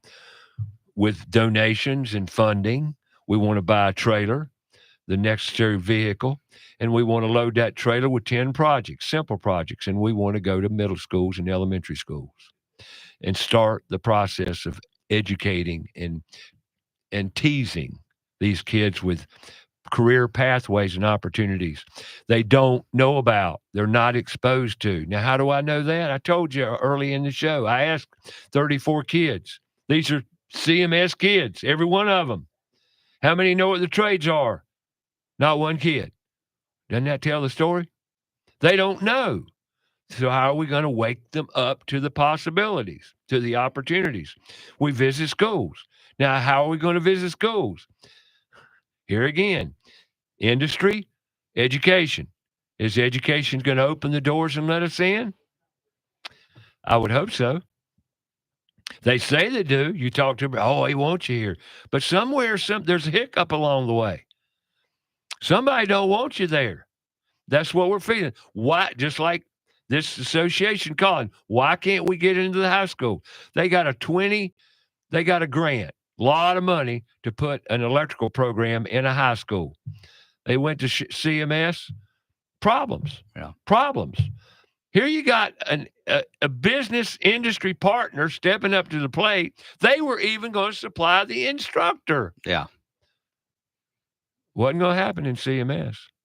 Why is this? Why are we so adversarial? Why aren't we collaborating together? Why? What are these? I bring it to the show today because I don't think the public really understands how critical it is. But when you got a high school in your city, and by the way, CMS's students base is a little above 140,000, I do believe. 140,000 students. And you got one high school where 20 teachers walked off the job, and no principal. Is that indicative of something broke? Yeah. Now, who are you going to blame that one on?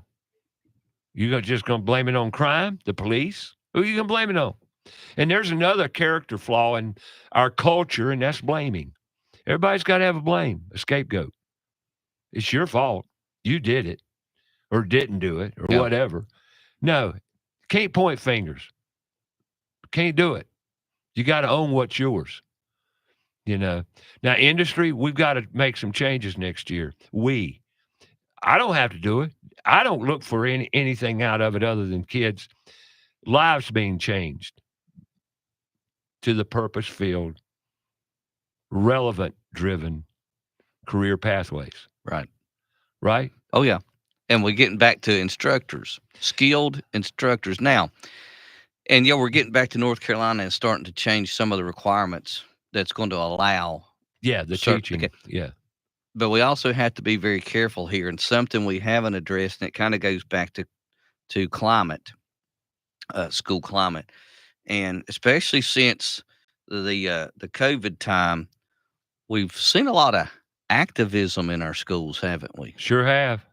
And we didn't see that before, but now we see it, and we have more people that want those activists in our schools, and we of course have to ask, why do certain people want these activists in there, and what are the methods that they're going to go to try to get those activists in our schools. And one of the ways we're going to try to do that is as we come up or allow different people to enter the teaching profession with something less than a 4-year degree, like say maybe a 2-year degrry or maybe or no degree, a certificate. I was asked a question last week, would you teach?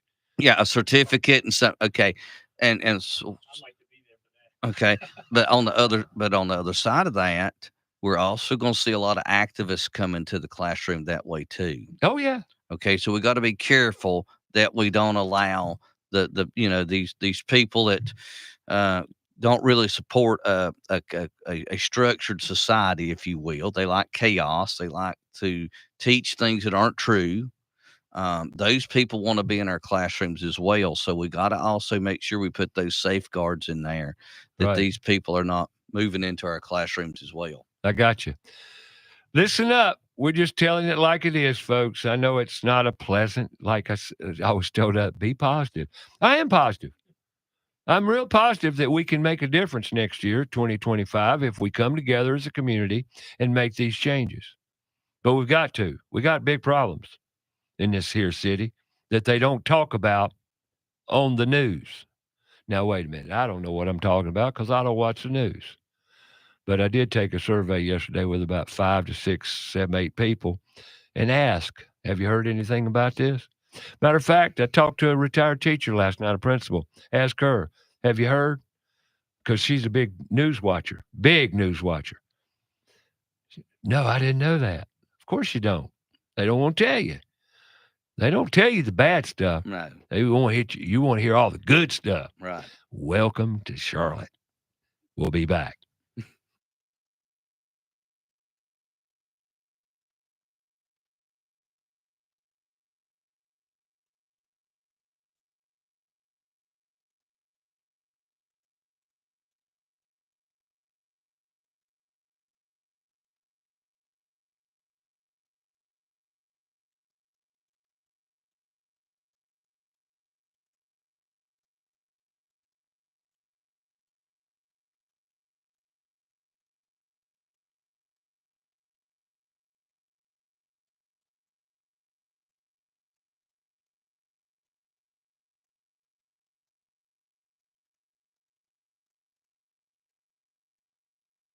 Systems adopt that you Grab another cup of coffee and join us for Hour 3. David Richardson, a retired teacher and process engineer at IFABCORP, continues his discussion with Ray about the current state of the education system and different ways that we could fix it.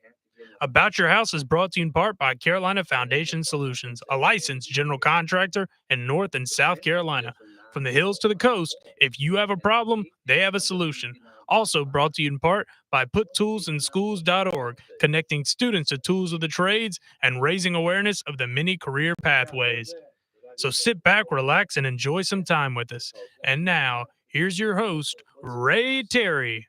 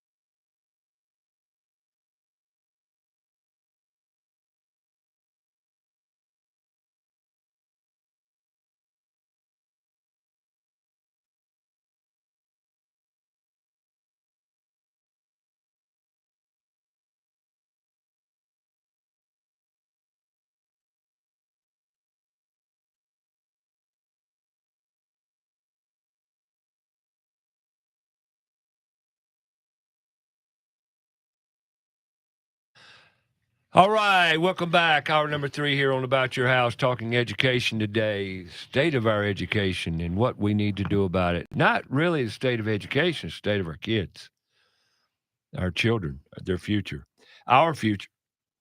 And how does it pertain to your house? Oh, my. Have you called and had something done lately? Can you find somebody? Yeah. And when they get there, are they worth a darn? Do they know what they're doing? So, yeah, it's affecting you big time. Big time. Now, talking about if you've got kids in public schools, do you really know what is going on in the public school system? Do you really know, like grading? What the history of grading here recently, past decade or so? Yeah. They've changed the whole grading system. Right. To make them look better. Right. So rather than our educational standards going up, our grading policies have went down. So, in In 2000, what way? well, in 2014, the State Board of Education passed or agreed to change the grading requirement, and it's applied to 2015. So we were on a 7-point scale, but we went to a 10-point scale. And that dropped an F from a 69 to a 59. And again, I just missed it. Just missed it. I could have had a better GPA. I know. So rather than fixing the problem, They adjust the scoring right? card. Yeah, we adjusted the score. There's also there's also a policy out there that is not documented, and it's no scores below a 50. So school systems across our great state have, in some cases, adopted a policy that for every quarter grade, first quarter, second quarter, third quarter, fourth quarter, you can't give a student below a 50. And so that means if that student comes to class and sleeps every day and doesn't even lift a pencil, you can give them a 0 through the quarter, but at the end of the quarter, you have to give them a 50. And the thought pattern there is, well, that student may miraculously decide to start paying attention in class one day, and they'll just be so far behind that they'll never catch up. And that's what they want to tell you on the surface, but it's actually a policy to hide the fact that our education system's not relevant. These students are just they're not interested in your test. They're not interested in reading your novel or your poem. They're not interested in the way that you teach. And this is yet another way to cover that up. Now, and so a 50 is very close to a 60. So at the end of the year, principals are able to, give them 9.5 points, 9.5 points, and you can round the 59.5 up to a 60. Push them through. Called social promotion. We don't want them to feel bad about themselves. Now, we know that they don't have any self-worth because we're not teaching them anything that's going to make them a successful person, but we still don't want them to feel bad about themselves. Now we're psychologists. Right. Overeducated psychologists. Yeah. And how do you get more people to pass your test? Well, you lower your test thresholds. You make the test easier to pass. How basically. How do by you, your grading. How do you make your suspension rates go up? We just quit suspending kids. And that forces the climate in the school to change to one where teachers walk out the door. And teachers walk out the door. Right. That's happening in our Queen City, folks. But that's the data. The data has to be positive. So we use students to generate data. And if you don't agree with the way they're doing it, you're part of the problem. You're part of the problem. But yeah, so our students they generate data. That data has to be positive. If that data is not positive, people start asking questions. And when people start asking questions, you're part of the problem. There you go. And there we go. Right. So that's how students can graduate high school. And when you hire them to work the cash register, they can't make simple change. Right. Or pick up their smartphone to get to the calculator on Google. Right. Because, they did graduate. Now, did they meet the requirements? That's one of the reasons I could never be a principal, because I couldn't sign somebody's diploma that stated that they met the basic education requirements of the state of North Carolina when I know they didn't. And that goes back to getting a sound education. There again, what the heck is an education? So getting a basic sound education. Basic sound education. Yeah. That's puzzling me to this day because I hear education. TV. You watch any TV. Billy's going to college. Never talk about what Billy's going to do. He's going to go to college. Yeah. What for? To get a degree. What for? Not sure. Then what are you going to college for? It's turned into status quo. Right? Oh, yeah. And it's a cash cow. Yeah. It's a money machine. College is one of the largest money machines there is. Oh, yeah. And who funds them?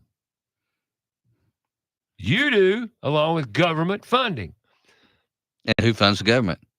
We do. Kind of paradoxical, isn't it? Amazing. And if you hadn't been to your child's school, you'll go, you'll participate, and you'll see all they want you to see. But you won't see what they don't want you to see. Right. You know, and God bless you. Don't get too deep in them because they'll show you the door. Mm-hmm. They don't, I've been told, I don't know, they don't really want parents on campuses anymore. Yeah. Right? Right. Yeah. Only for certain events. Right. Yeah. You know, and I'll tell you, man, I don't know what we're going to do about it, but here we go back to the solution. Put tools in schools. PutToolsInSchools.org is the website. You can go on there. Yep, we need funding. We need help. More than anything for 2025, we need collaboration. We need collaboration with our community and industry on how we're going. And when I say community, I'm talking about our schools. Think about how beautiful life could be if we as a community, Charlotte, North Carolina, could come together and address this issue, because this issue is directly associated with your children and their futures. Yep. And I'm sorry, I have no right to say this, but I'll say it to you. You're a parent, right? Oh, yeah. You know, you can't tell your kids what they're going to do in their life. Right. It won't work. No. But they're doing it. Yeah. Like I said earlier in the show, the number one college determinator in a household is mother. Mother makes the college decisions more than anyone else. That's documented. Proven. You know, but yet, do the kids really want it? Right. Most of them don't, because there again, go to school and talk to the kids. Right. They'll tell you the truth. Yep. But when now you turn the truth back around and tell, I don't want to hear that. Mm. Never forget this little girl. We had a trades career day at Parkwood High School, I believe, was down in Union County. And she was all into everything. And I looked at her because I watch these kids. I pay attention to them. And I says, you like this stuff, don't you? She said, I sure do. I said, what do you want to do? She said, I really want to work with my hands. I want to work with my hands and build something. I like the electrical trade. I said, really? She said, yeah, I do. So I said, well, go explore. She said, but then again, I think I might like to work with wood, carpentry. Mm-hmm. I said, go right up there. There's a guy right up there, two of them that'll get your hands on a tool and you can smell a little sawdust. That's right. She goes up there. Then Jeremy Barker's been in here with his wife, Bathmatic tile, ceramic tile cutting and what have you. Then she goes over that. Well, these kids have never cut tile. No. Don't know what mosaics are. No. Well, this young lady, man, she was all in it. And I walked over to her again. I said, you like this too? Now, man, this is awesome. I had no idea. She says, but I got to be honest with you. I got a problem. I said, what? She said, my mother. She wants me to go to college. And I don't want to disappoint my mother. Right. I says, well, who are you going to live for? Your mother or yourself? Who are you going to make happy in life? You're going to make your mother happy? Or are you going to be happy? That's a good question. I said, you need to think about it. Mm. And look, I'm not against your mama. She loves you. All you parents out there want the best for your kids, just like I do, just like you do. We want our kids happy and productive and living a good life, right? We want that. Right. But we can't dictate that. No. We can teach them the basics. We can help guide them. Mm-hmm. The one thing I think you ought to do is say, get out and try several things. Take a year off from high school. Go explore. Don't get on the smartphone or your gaming devices. Yeah. Get out, exercise your mind, your hands, creativity. The one thing we're not teaching those kids in school. Right.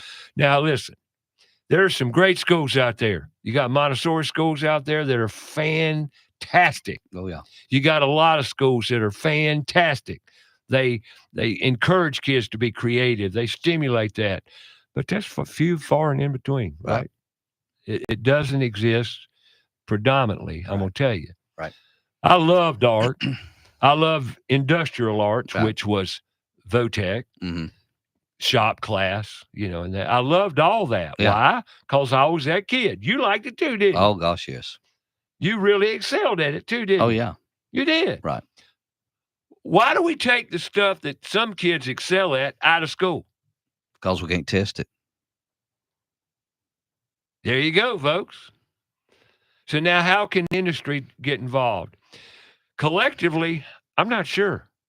Well, now we've got to get back to instructors, okay? Yeah, got to get Okay. instructors. So, yeah, it's you get what you pay for.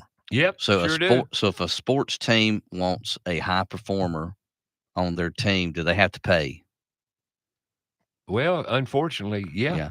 If you want a high performer in the classroom, you're going to have to pay. And I'm not saying teachers in general are not high performers, but you're going to have to get somebody to come out of the industry that could be making $75,000, $80,000, $95,000 a year Yep.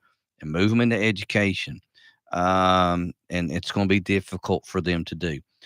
I think at this point, industry needs to partner with the education system, Yep. that county, that city, Yes, sir. and make up the rest of that salary. Something needs to be done. So if your base salary is $65,000 for a teacher and that person's making $95,000, there's $30,000 there. And I think some industry organization needs to put the rest of that money in the pot to where that person comes over and joins the teaching staff at that particular school. Yeah. That's the only way it's going to happen. It ain't magic. No, It ain't magic. but it's going to take collaboration But to even get to that that's point. how you do it. And Now, but back again to where I said there's $767.8 billion spent in education. So K-12 education every year. And you're telling me you can't pay every teacher $95,000 a year? Why can't you pay every teacher $95,000 a year? Why can you not do? Where's the money's there? Why can't you do it? Why can't you spend $12,000, $15,000, or even $18,000 a year? I think the average in North Carolina is about $10,500. Why can't we spend $18,000 a year on every student? We can. The money's there. I'll tell you why. This is the other part of the equation. I hate to even say it. There's a fox in the hen house. Yeah. There is a fox in the hen house. We call that corruption. Something's going on. Has to be. Yeah. The money's going somewhere. And I don't know where, because we could get into the brass tacks of some of the $53 million that was given. Where did it go? Yeah. And they can tell you in their words where it went. Oh, yeah. Just got to look at the books. Yeah. But I'm tired of money getting in the way of our kids' future. Right. And that money, it's all about money. Yeah. Money, money, money. Follow the money. There's some estimates in North Carolina. North Carolina gets roughly 9% of our state budget in federal funding, but we have to comply. We have to show compliance. You have to play by their rules. So we have to show compliance. So we got to fill out documentation. We have to have a certain number of teachers. It's estimated we spend 17% of our budget in compliance to the 9%. So 17% of our budget goes back to the federal government, if that's the case. So that's an estimate. We don't know because we can't actually look at the books for some reason. Right.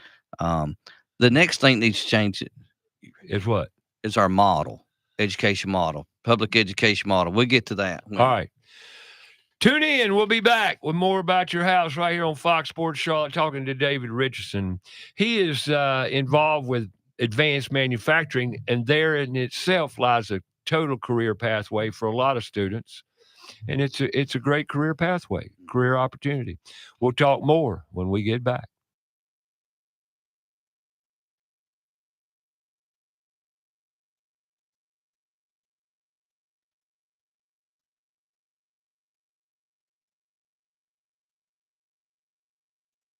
More about the show? Go to our Facebook page, About Your House Radio. We'll be right back after a word from our sponsor.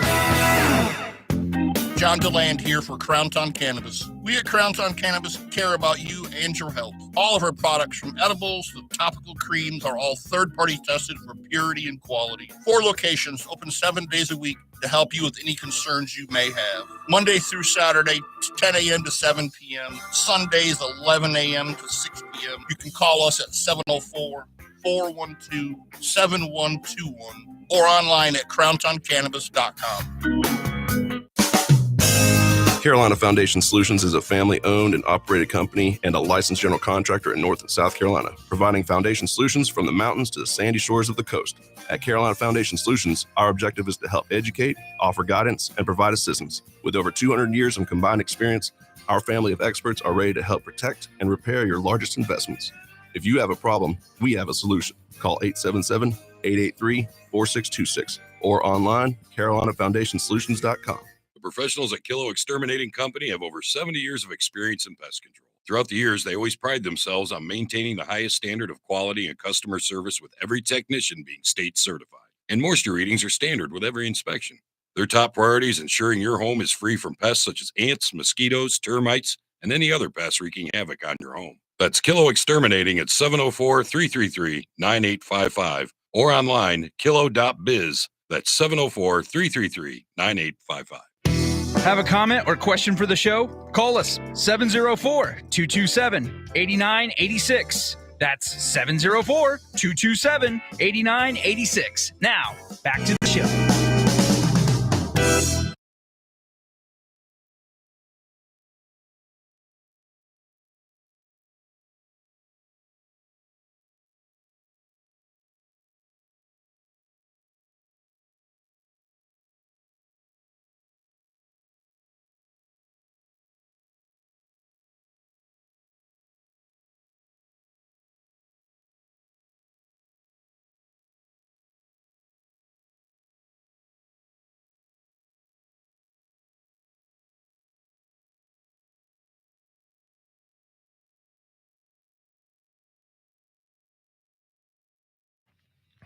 All right, welcome back. David Richardson and I having a conversation. If you care to join in, we'd love to hear from you.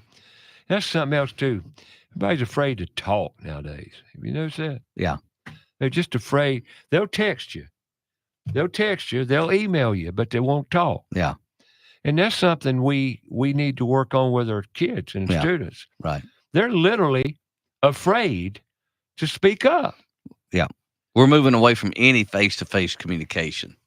That don't work. Even voice-to-voice now. So I know. I raised heck about that. Emails. This week, Yeah. And I've got a policy, too, with contractors. I won't work for them. Why? Because they don't know what they're doing, most of them nowadays. And I'm sorry. Yeah. Now, there's some great contractors. Don't misunderstand me. There's some incredible craftsmen out here in Charlotte, but they're few and far between. Right. It's crazy, what's going on. So, back to the solutions. It's the simple solution, and it's really simple. Industry step up to the plate. Now, we can't do that unless schools open the doors and let us in, right? Right. But where's the problem? Where's the knot in the rope? Why isn't this happening? Everybody says we wanted you in the classroom, but you want to control everything, and you can't do it. You can't even control. We're talking about teachers. Mm-hmm. How do we retain teachers?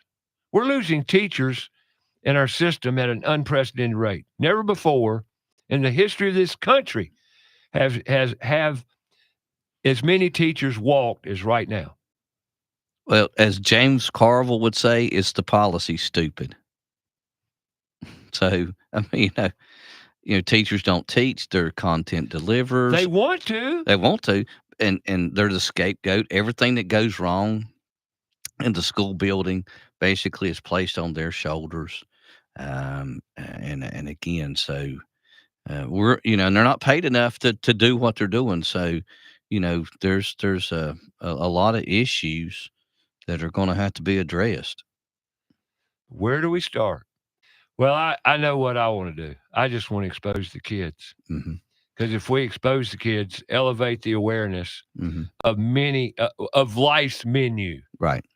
That's what I call it, a menu of life. Right. Because it's not being delivered to the kids. No, that's right. We when I say content delivery, and again, teachers don't teach; they deliver content. They're kind of educators now, and it's not necessarily what we teach; it's what we don't teach.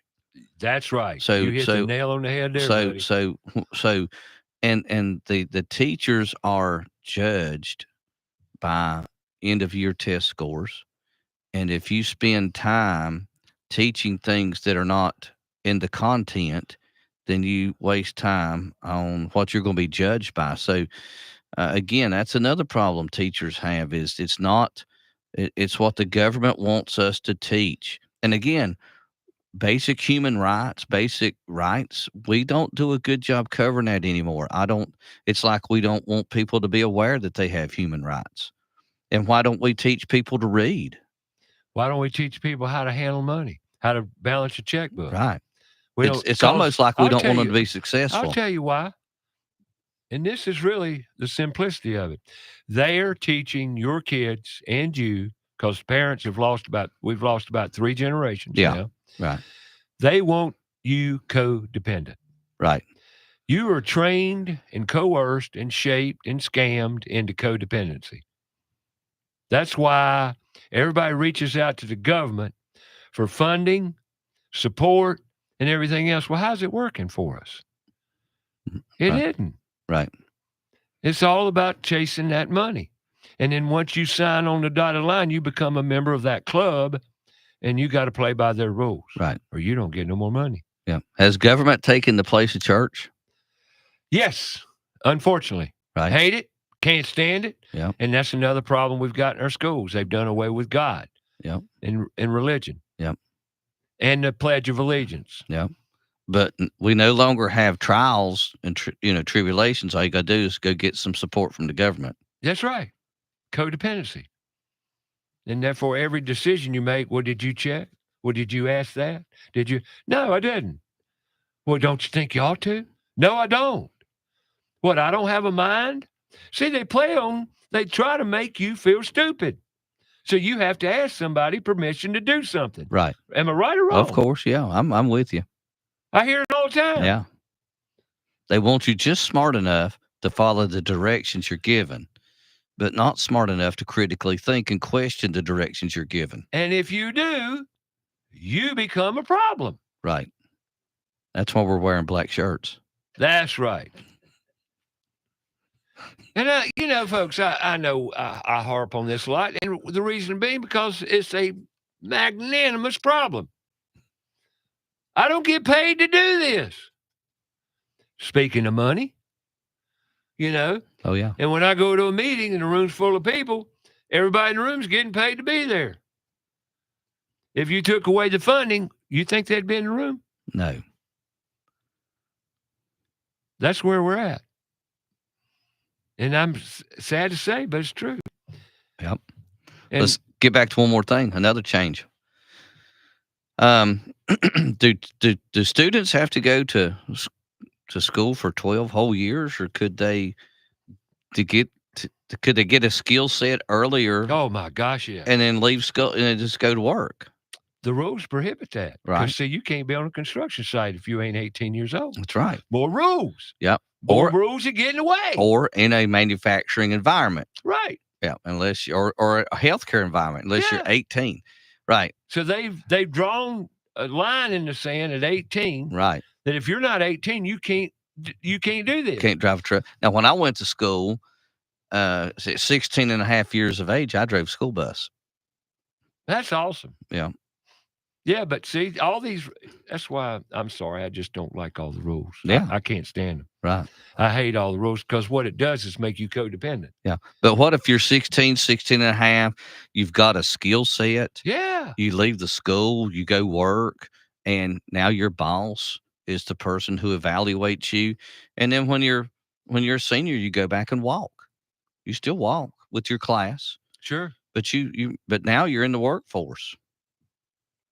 Making money. Making money. Being independent. Yeah. And I'm going to tell you another thing that I feel, and I've really gone, freedom. When you learn to work with your hands and your mind, yeah, and you're empowered, yeah, and you can do things on your own, right, that's freedom. Yeah. And I would tell my students in the trades that I said, if you're a plumber or an electrician or a carpenter, you can go literally anywhere in the world and earn a living. Yes, you can. Especially in the United States. You don't like to live in North Carolina? Go live in a different state. You're making the money. And you see a lot of your big iron workers will move from town to town. Oh, sure. They love it. There are people that love to travel and like union work. Yeah. Union work, you can go, if you're an electrical union, you can go anywhere in the country and work. That's right. Yep. And you can pick the kind of work you want. That's right. You like working on nuclear plants? Okay, go find one. That's right. And welding? Oh, my God. If you become a welder? Do they sign up for the minimum wage? No. Oh, they don't? Okay. Welder can make 6 figures in less than 2 years. That's right. And work anywhere on the planet doing anything they want to do welding. Right. You can pick what you want. You want to do TIG? You want to do heliarc? You want to do underwater? Yeah. Deep sea, nuclear? That's right. All that, it's out there for you, and you can make tons of money. And you women out there can make better welders than most men. Underwater welding makes a ton of money. Oh, I know. The risk. So see all these opportunities, but pick 20 middle school kids, 20 at random, and ask them do they know about welding? They'll look at you like, what do you mean? Mm-hmm. No, I don't know what welding is. They're sitting in a steel chair that's been welded. That's right. And I say, well, I asked them, Yeah. where's welding in this classroom? Yeah. And they look around, they say, well, here, they'll guess. Yeah. How about your chair? Yeah. See, they're not connected. No. Right. With reality. Right. And look around the room, wherever you're at, if you're listening to me right now, everything around you, just look, everything you see was put there with 2 hands and a mind. Mm-hmm. Or collectively. Yeah. Several hands, several minds. That's right. Human beings put it there. Yeah. We're not teaching that. Yeah. But yet everything you see was delivered that way. Right.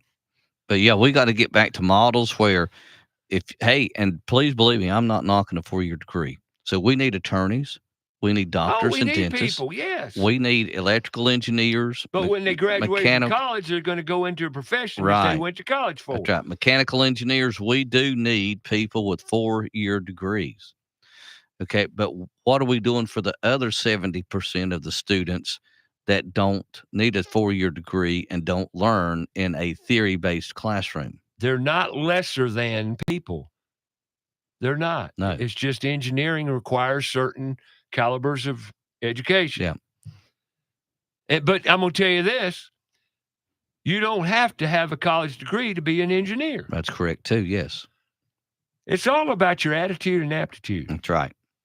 It's what you want to accomplish in life. There's more and more employers today that are willing to pay for you to go to school to get that 4-year degree. Yes, there is. If they believe in your ability and your attitude. You've proven yourself. And you've proven yourself that you can walk to walk and talk to talk. Right. They want you. And if you're of right minds, but you can't just create that.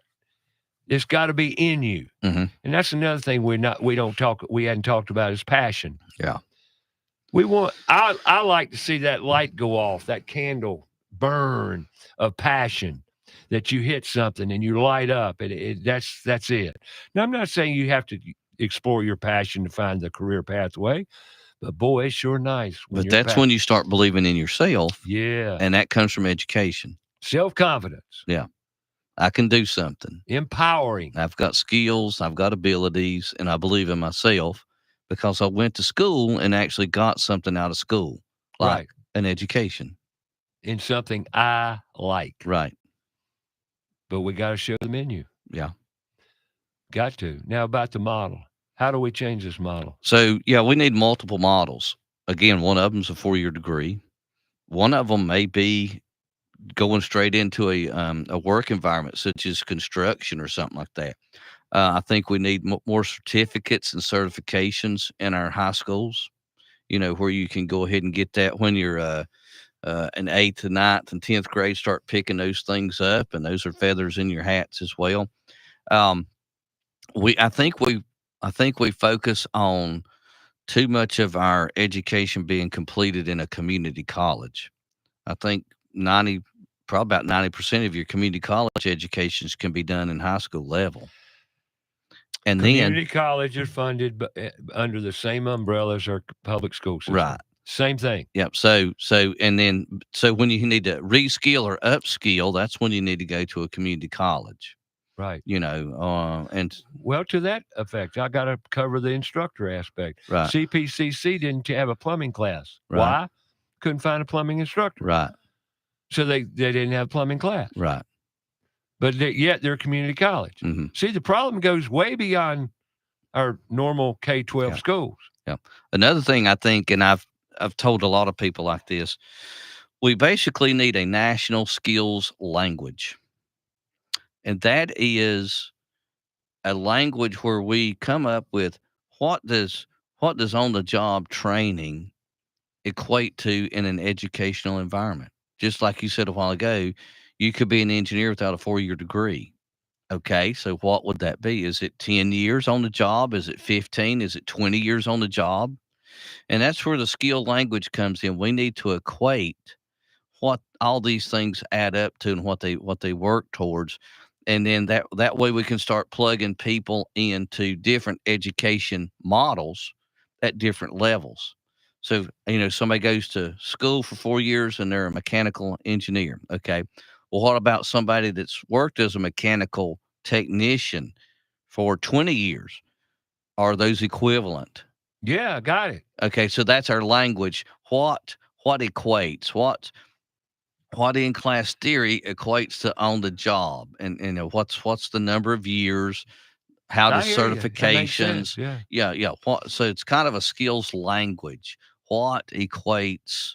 What makes things equal? What levels of time or levels of education make things equal? I agree. Well, when I go personally to a seminar or an event or some kind of something, everybody says, "Ray, what's your favorite trade? Right. What's your specialty?" Yeah. I don't have one. Yeah. What do you mean? I can do electrical. Yeah. I can do plumbing. Oh yeah. I can do a little HVAC. I'm a master carpenter. Yeah. So you ask me what trade am I in? Yeah. I'm in the trades. That's right. That's rare now. Right. To find that. Yeah. So multidisciplined. Yeah. Right.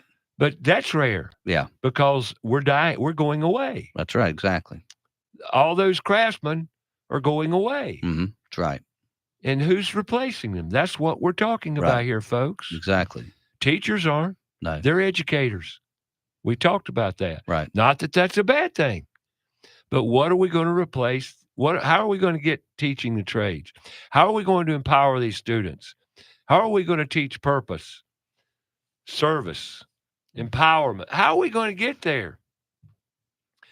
Visit your school, be active in the community, know what's going on in the schools, and I don't feel like enough parents do.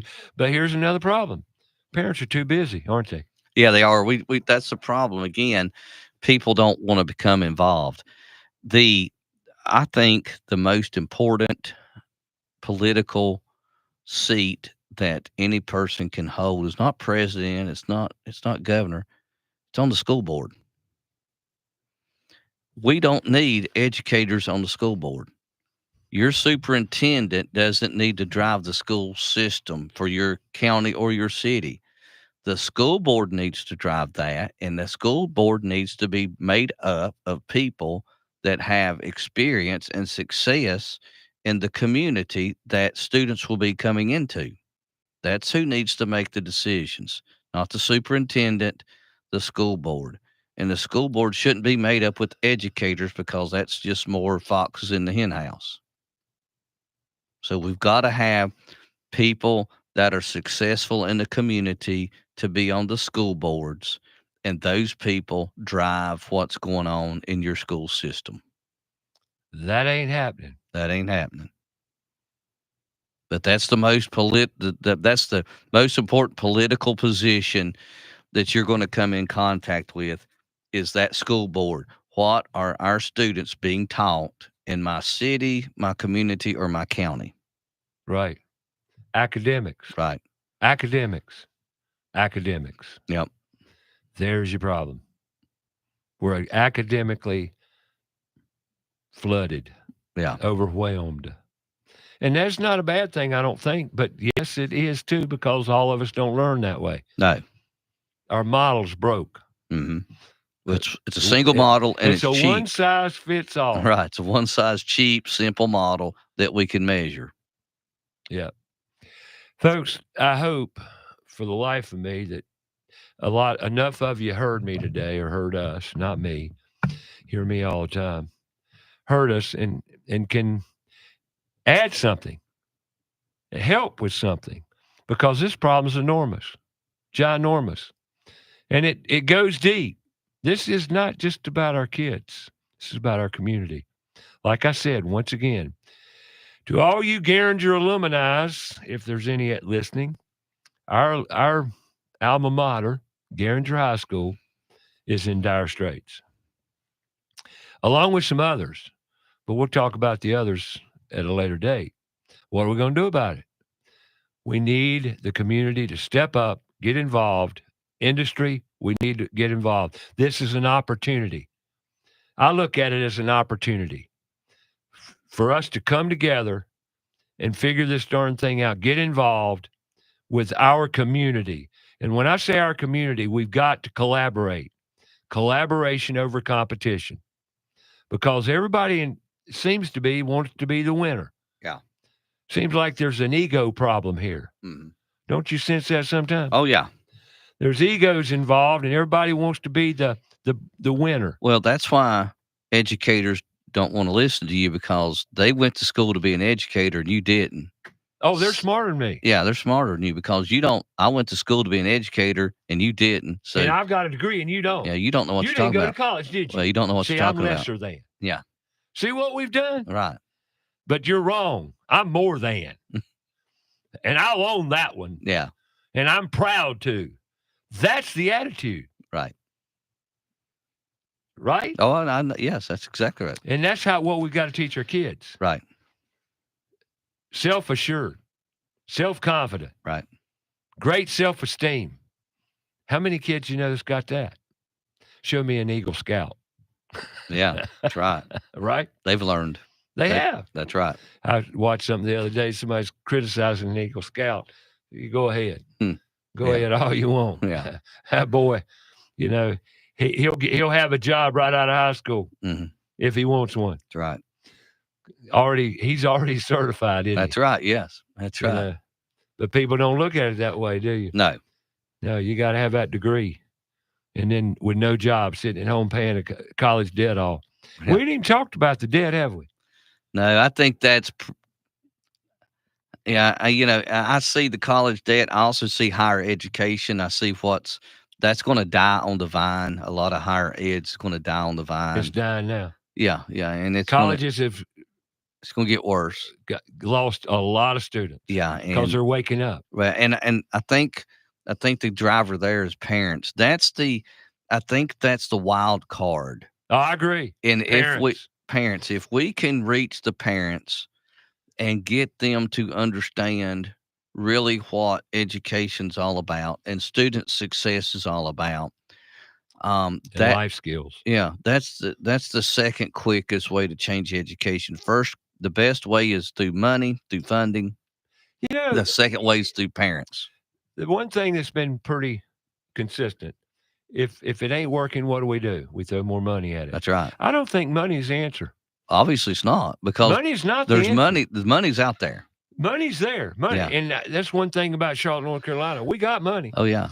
But we also got a lot of parents that want their kids in college getting a degree. Right. Don't matter what. Yeah. You're just going to be educated because that's status quo. Right. And you live here, and we're going to get you educated. Right. How's that working? Yeah. And then at the end of that 4-year degree or 2-year degree or whatever, they're sitting at home under your roof. You're paying their bills. Yeah. Underemployed. That's the new term. Underemployed. Underemployed. Yeah. How's that working for you? And you don't feel good about yourself. No. You're depressed. Now you're on drugs, pharmaceuticals. Right. Over depression. Yeah. You don't believe in yourself. Yeah, you don't believe in yourself. Self-esteem's down. I'm depressed. Now you're going to therapy. Yeah. It gets deep, don't it? It does. But this is what's going on in our culture today. Whereas if you wake up in the morning, I can't wait to go do this. Right. Even school could be fun. School should be fun. You should want to be there. Yeah. It should be relevant. Right. Exactly. It should be relevant. I want to be here because this is relevant to what I want to do this. Right. I have an interest. I light up when I do it. Right. I love it. Have to lock the doors to keep them out. Yeah. Can't wait to go to school. Right. All right. We're going to take a break. Wrap this show up today. I hope some of it sunk in. I hope you heard it. I don't mean to complain and gripe, but I'm in it to win it. I don't know what I'm winning. I just want to see kids smile, be happy. Happy. They'll retain it if we give it to them. But right now, we got to take a break. We'll be back.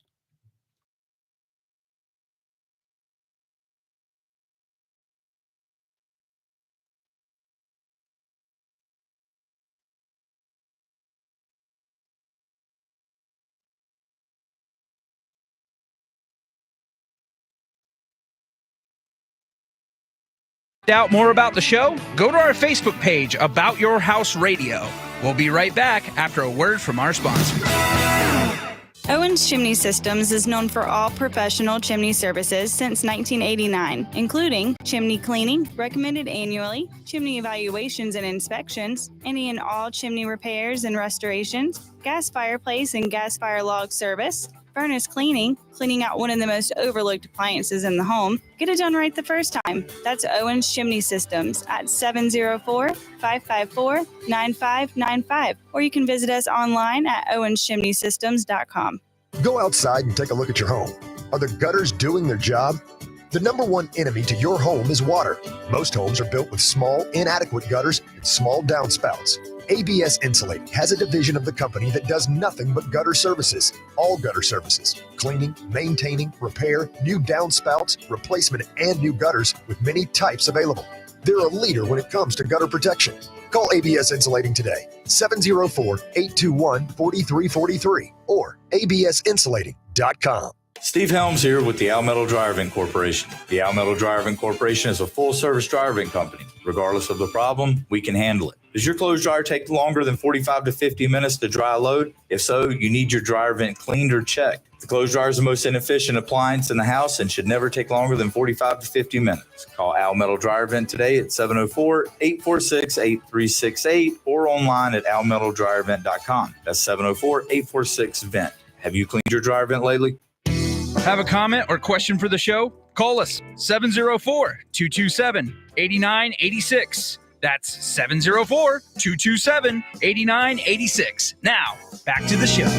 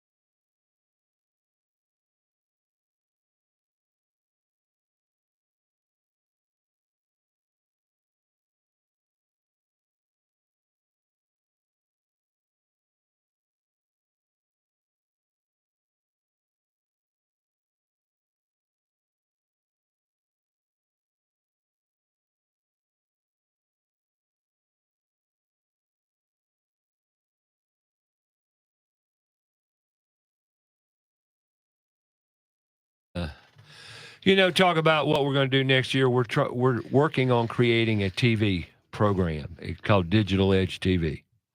I know you've talked to Sam Matero, and we said, okay, what's a way we can get into the schools? Address, what the heck's that all about?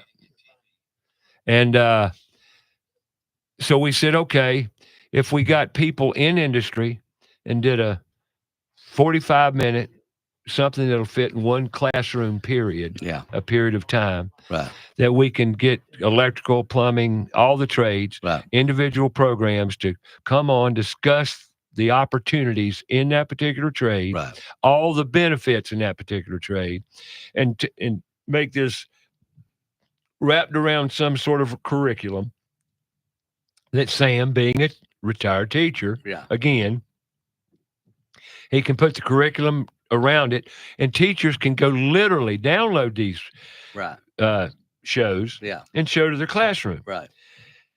So make it available. But in order to make that successful, like anything in America today, it has to be marketed. Oh, yeah. Because if it's not being used, what are we doing it for? Yeah. So there again, there's more funding. How do we market? A marketing campaign. Marketing campaigns ain't free. So Ray Terry, Put Tools in Schools, David Richardson, all of us with this initiative going on, we need support. Now, I've told you money ain't the answer. Well, money is the answer to involvement because we got to buy things to make it happen. Right. Yeah. It's not tons of money. We don't need millions. Yeah. Maybe 50 to 100 grand for a year would do it. Mm-hmm. But that's not a lot of money considering what we can accomplish. Right. And then the industry has to step up and aid in presentations, like the Digital Edge TV show. But all this can be done from privacy of your own home and your own computer. Sam's a techno guru. He knows what he's doing, and he can make it happen. That's right. And so there's another way that we can do it. So now we talked about mobility program, trailer, and get parents involved in working with these kids in the schools. Right. Get parents to step up and, use that trailer. Use what we're providing for the kids. Go in these schools and work with these kids. Just expose them to it. That's all. Yeah. We're not trying to set up a training class. We're trying to tickle their interest, to let them know of other options. That's all we're trying to do. Oh, yeah. And it works. Yeah. We've gotten at least 40 to 50 kids jobs right out of high school. Right. In the past 3 years that we know of. Right. There's many that we don't know of. Could be more, right. Yeah. But how do we do this? Exposure. Raising awareness. Right. We can't do it all. Regardless of what we do, we can't make everything happen, but we can sure do what we can do. Mm-hmm. As long as we're doing something to advance the goal, to advance in the initiative. Right. Exactly. And we've made progress. Not just Put Tools in Schools, other people, other nonprofits. We're all working together. I'm working with Center360.org, West Boulevard Ministries. And one more note on that. I'm working with West Boulevard Ministry with 17 kids, and they're about 8 to 10 Is that adults. Bart? Huh? Is that Bart? That is Bart Noonan. Yeah, you're right. I'm friends with Bart on LinkedIn. Awesome. Yeah. Yeah, Bart's a great guy. Great group of guys over there working with these kids. Yeah. But these adult men are just like the kids. Oh, yeah. They're just like the kids. Mm-hmm. Now, whether that's good or bad, I'm in it to help all I can. Right. But I see an improvement and a big interest with those groups of kids. Right. But they didn't know about it. No. Before we walked in the room. Right. So what are we going to do? Need your help. PutToolsInSchools.org. Money, volunteering, industry. I know a lot of you are reluctant to step up and say, I want to teach because of all the crap in the schools. Excuse me, but that's the truth. How are we going to fix it? If we don't show up, we ain't doing nothing. No.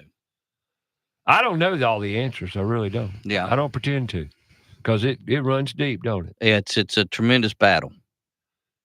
And why does it have to be so hard? Right. Why does it have to be adversarial? Why?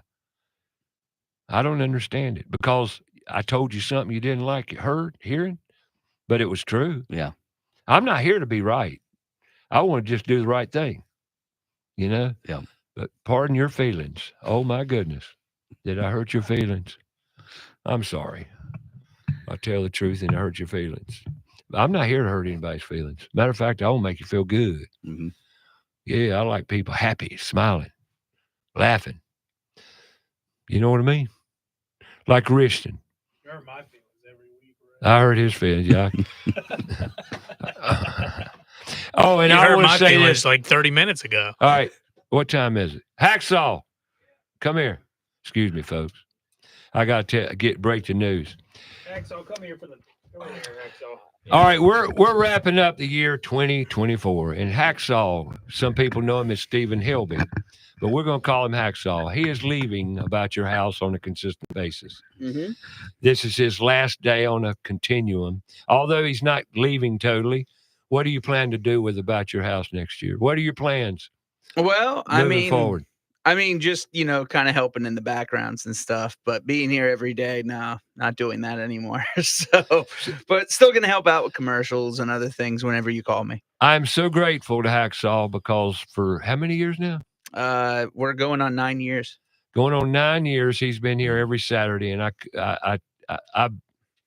I've taken him for granted.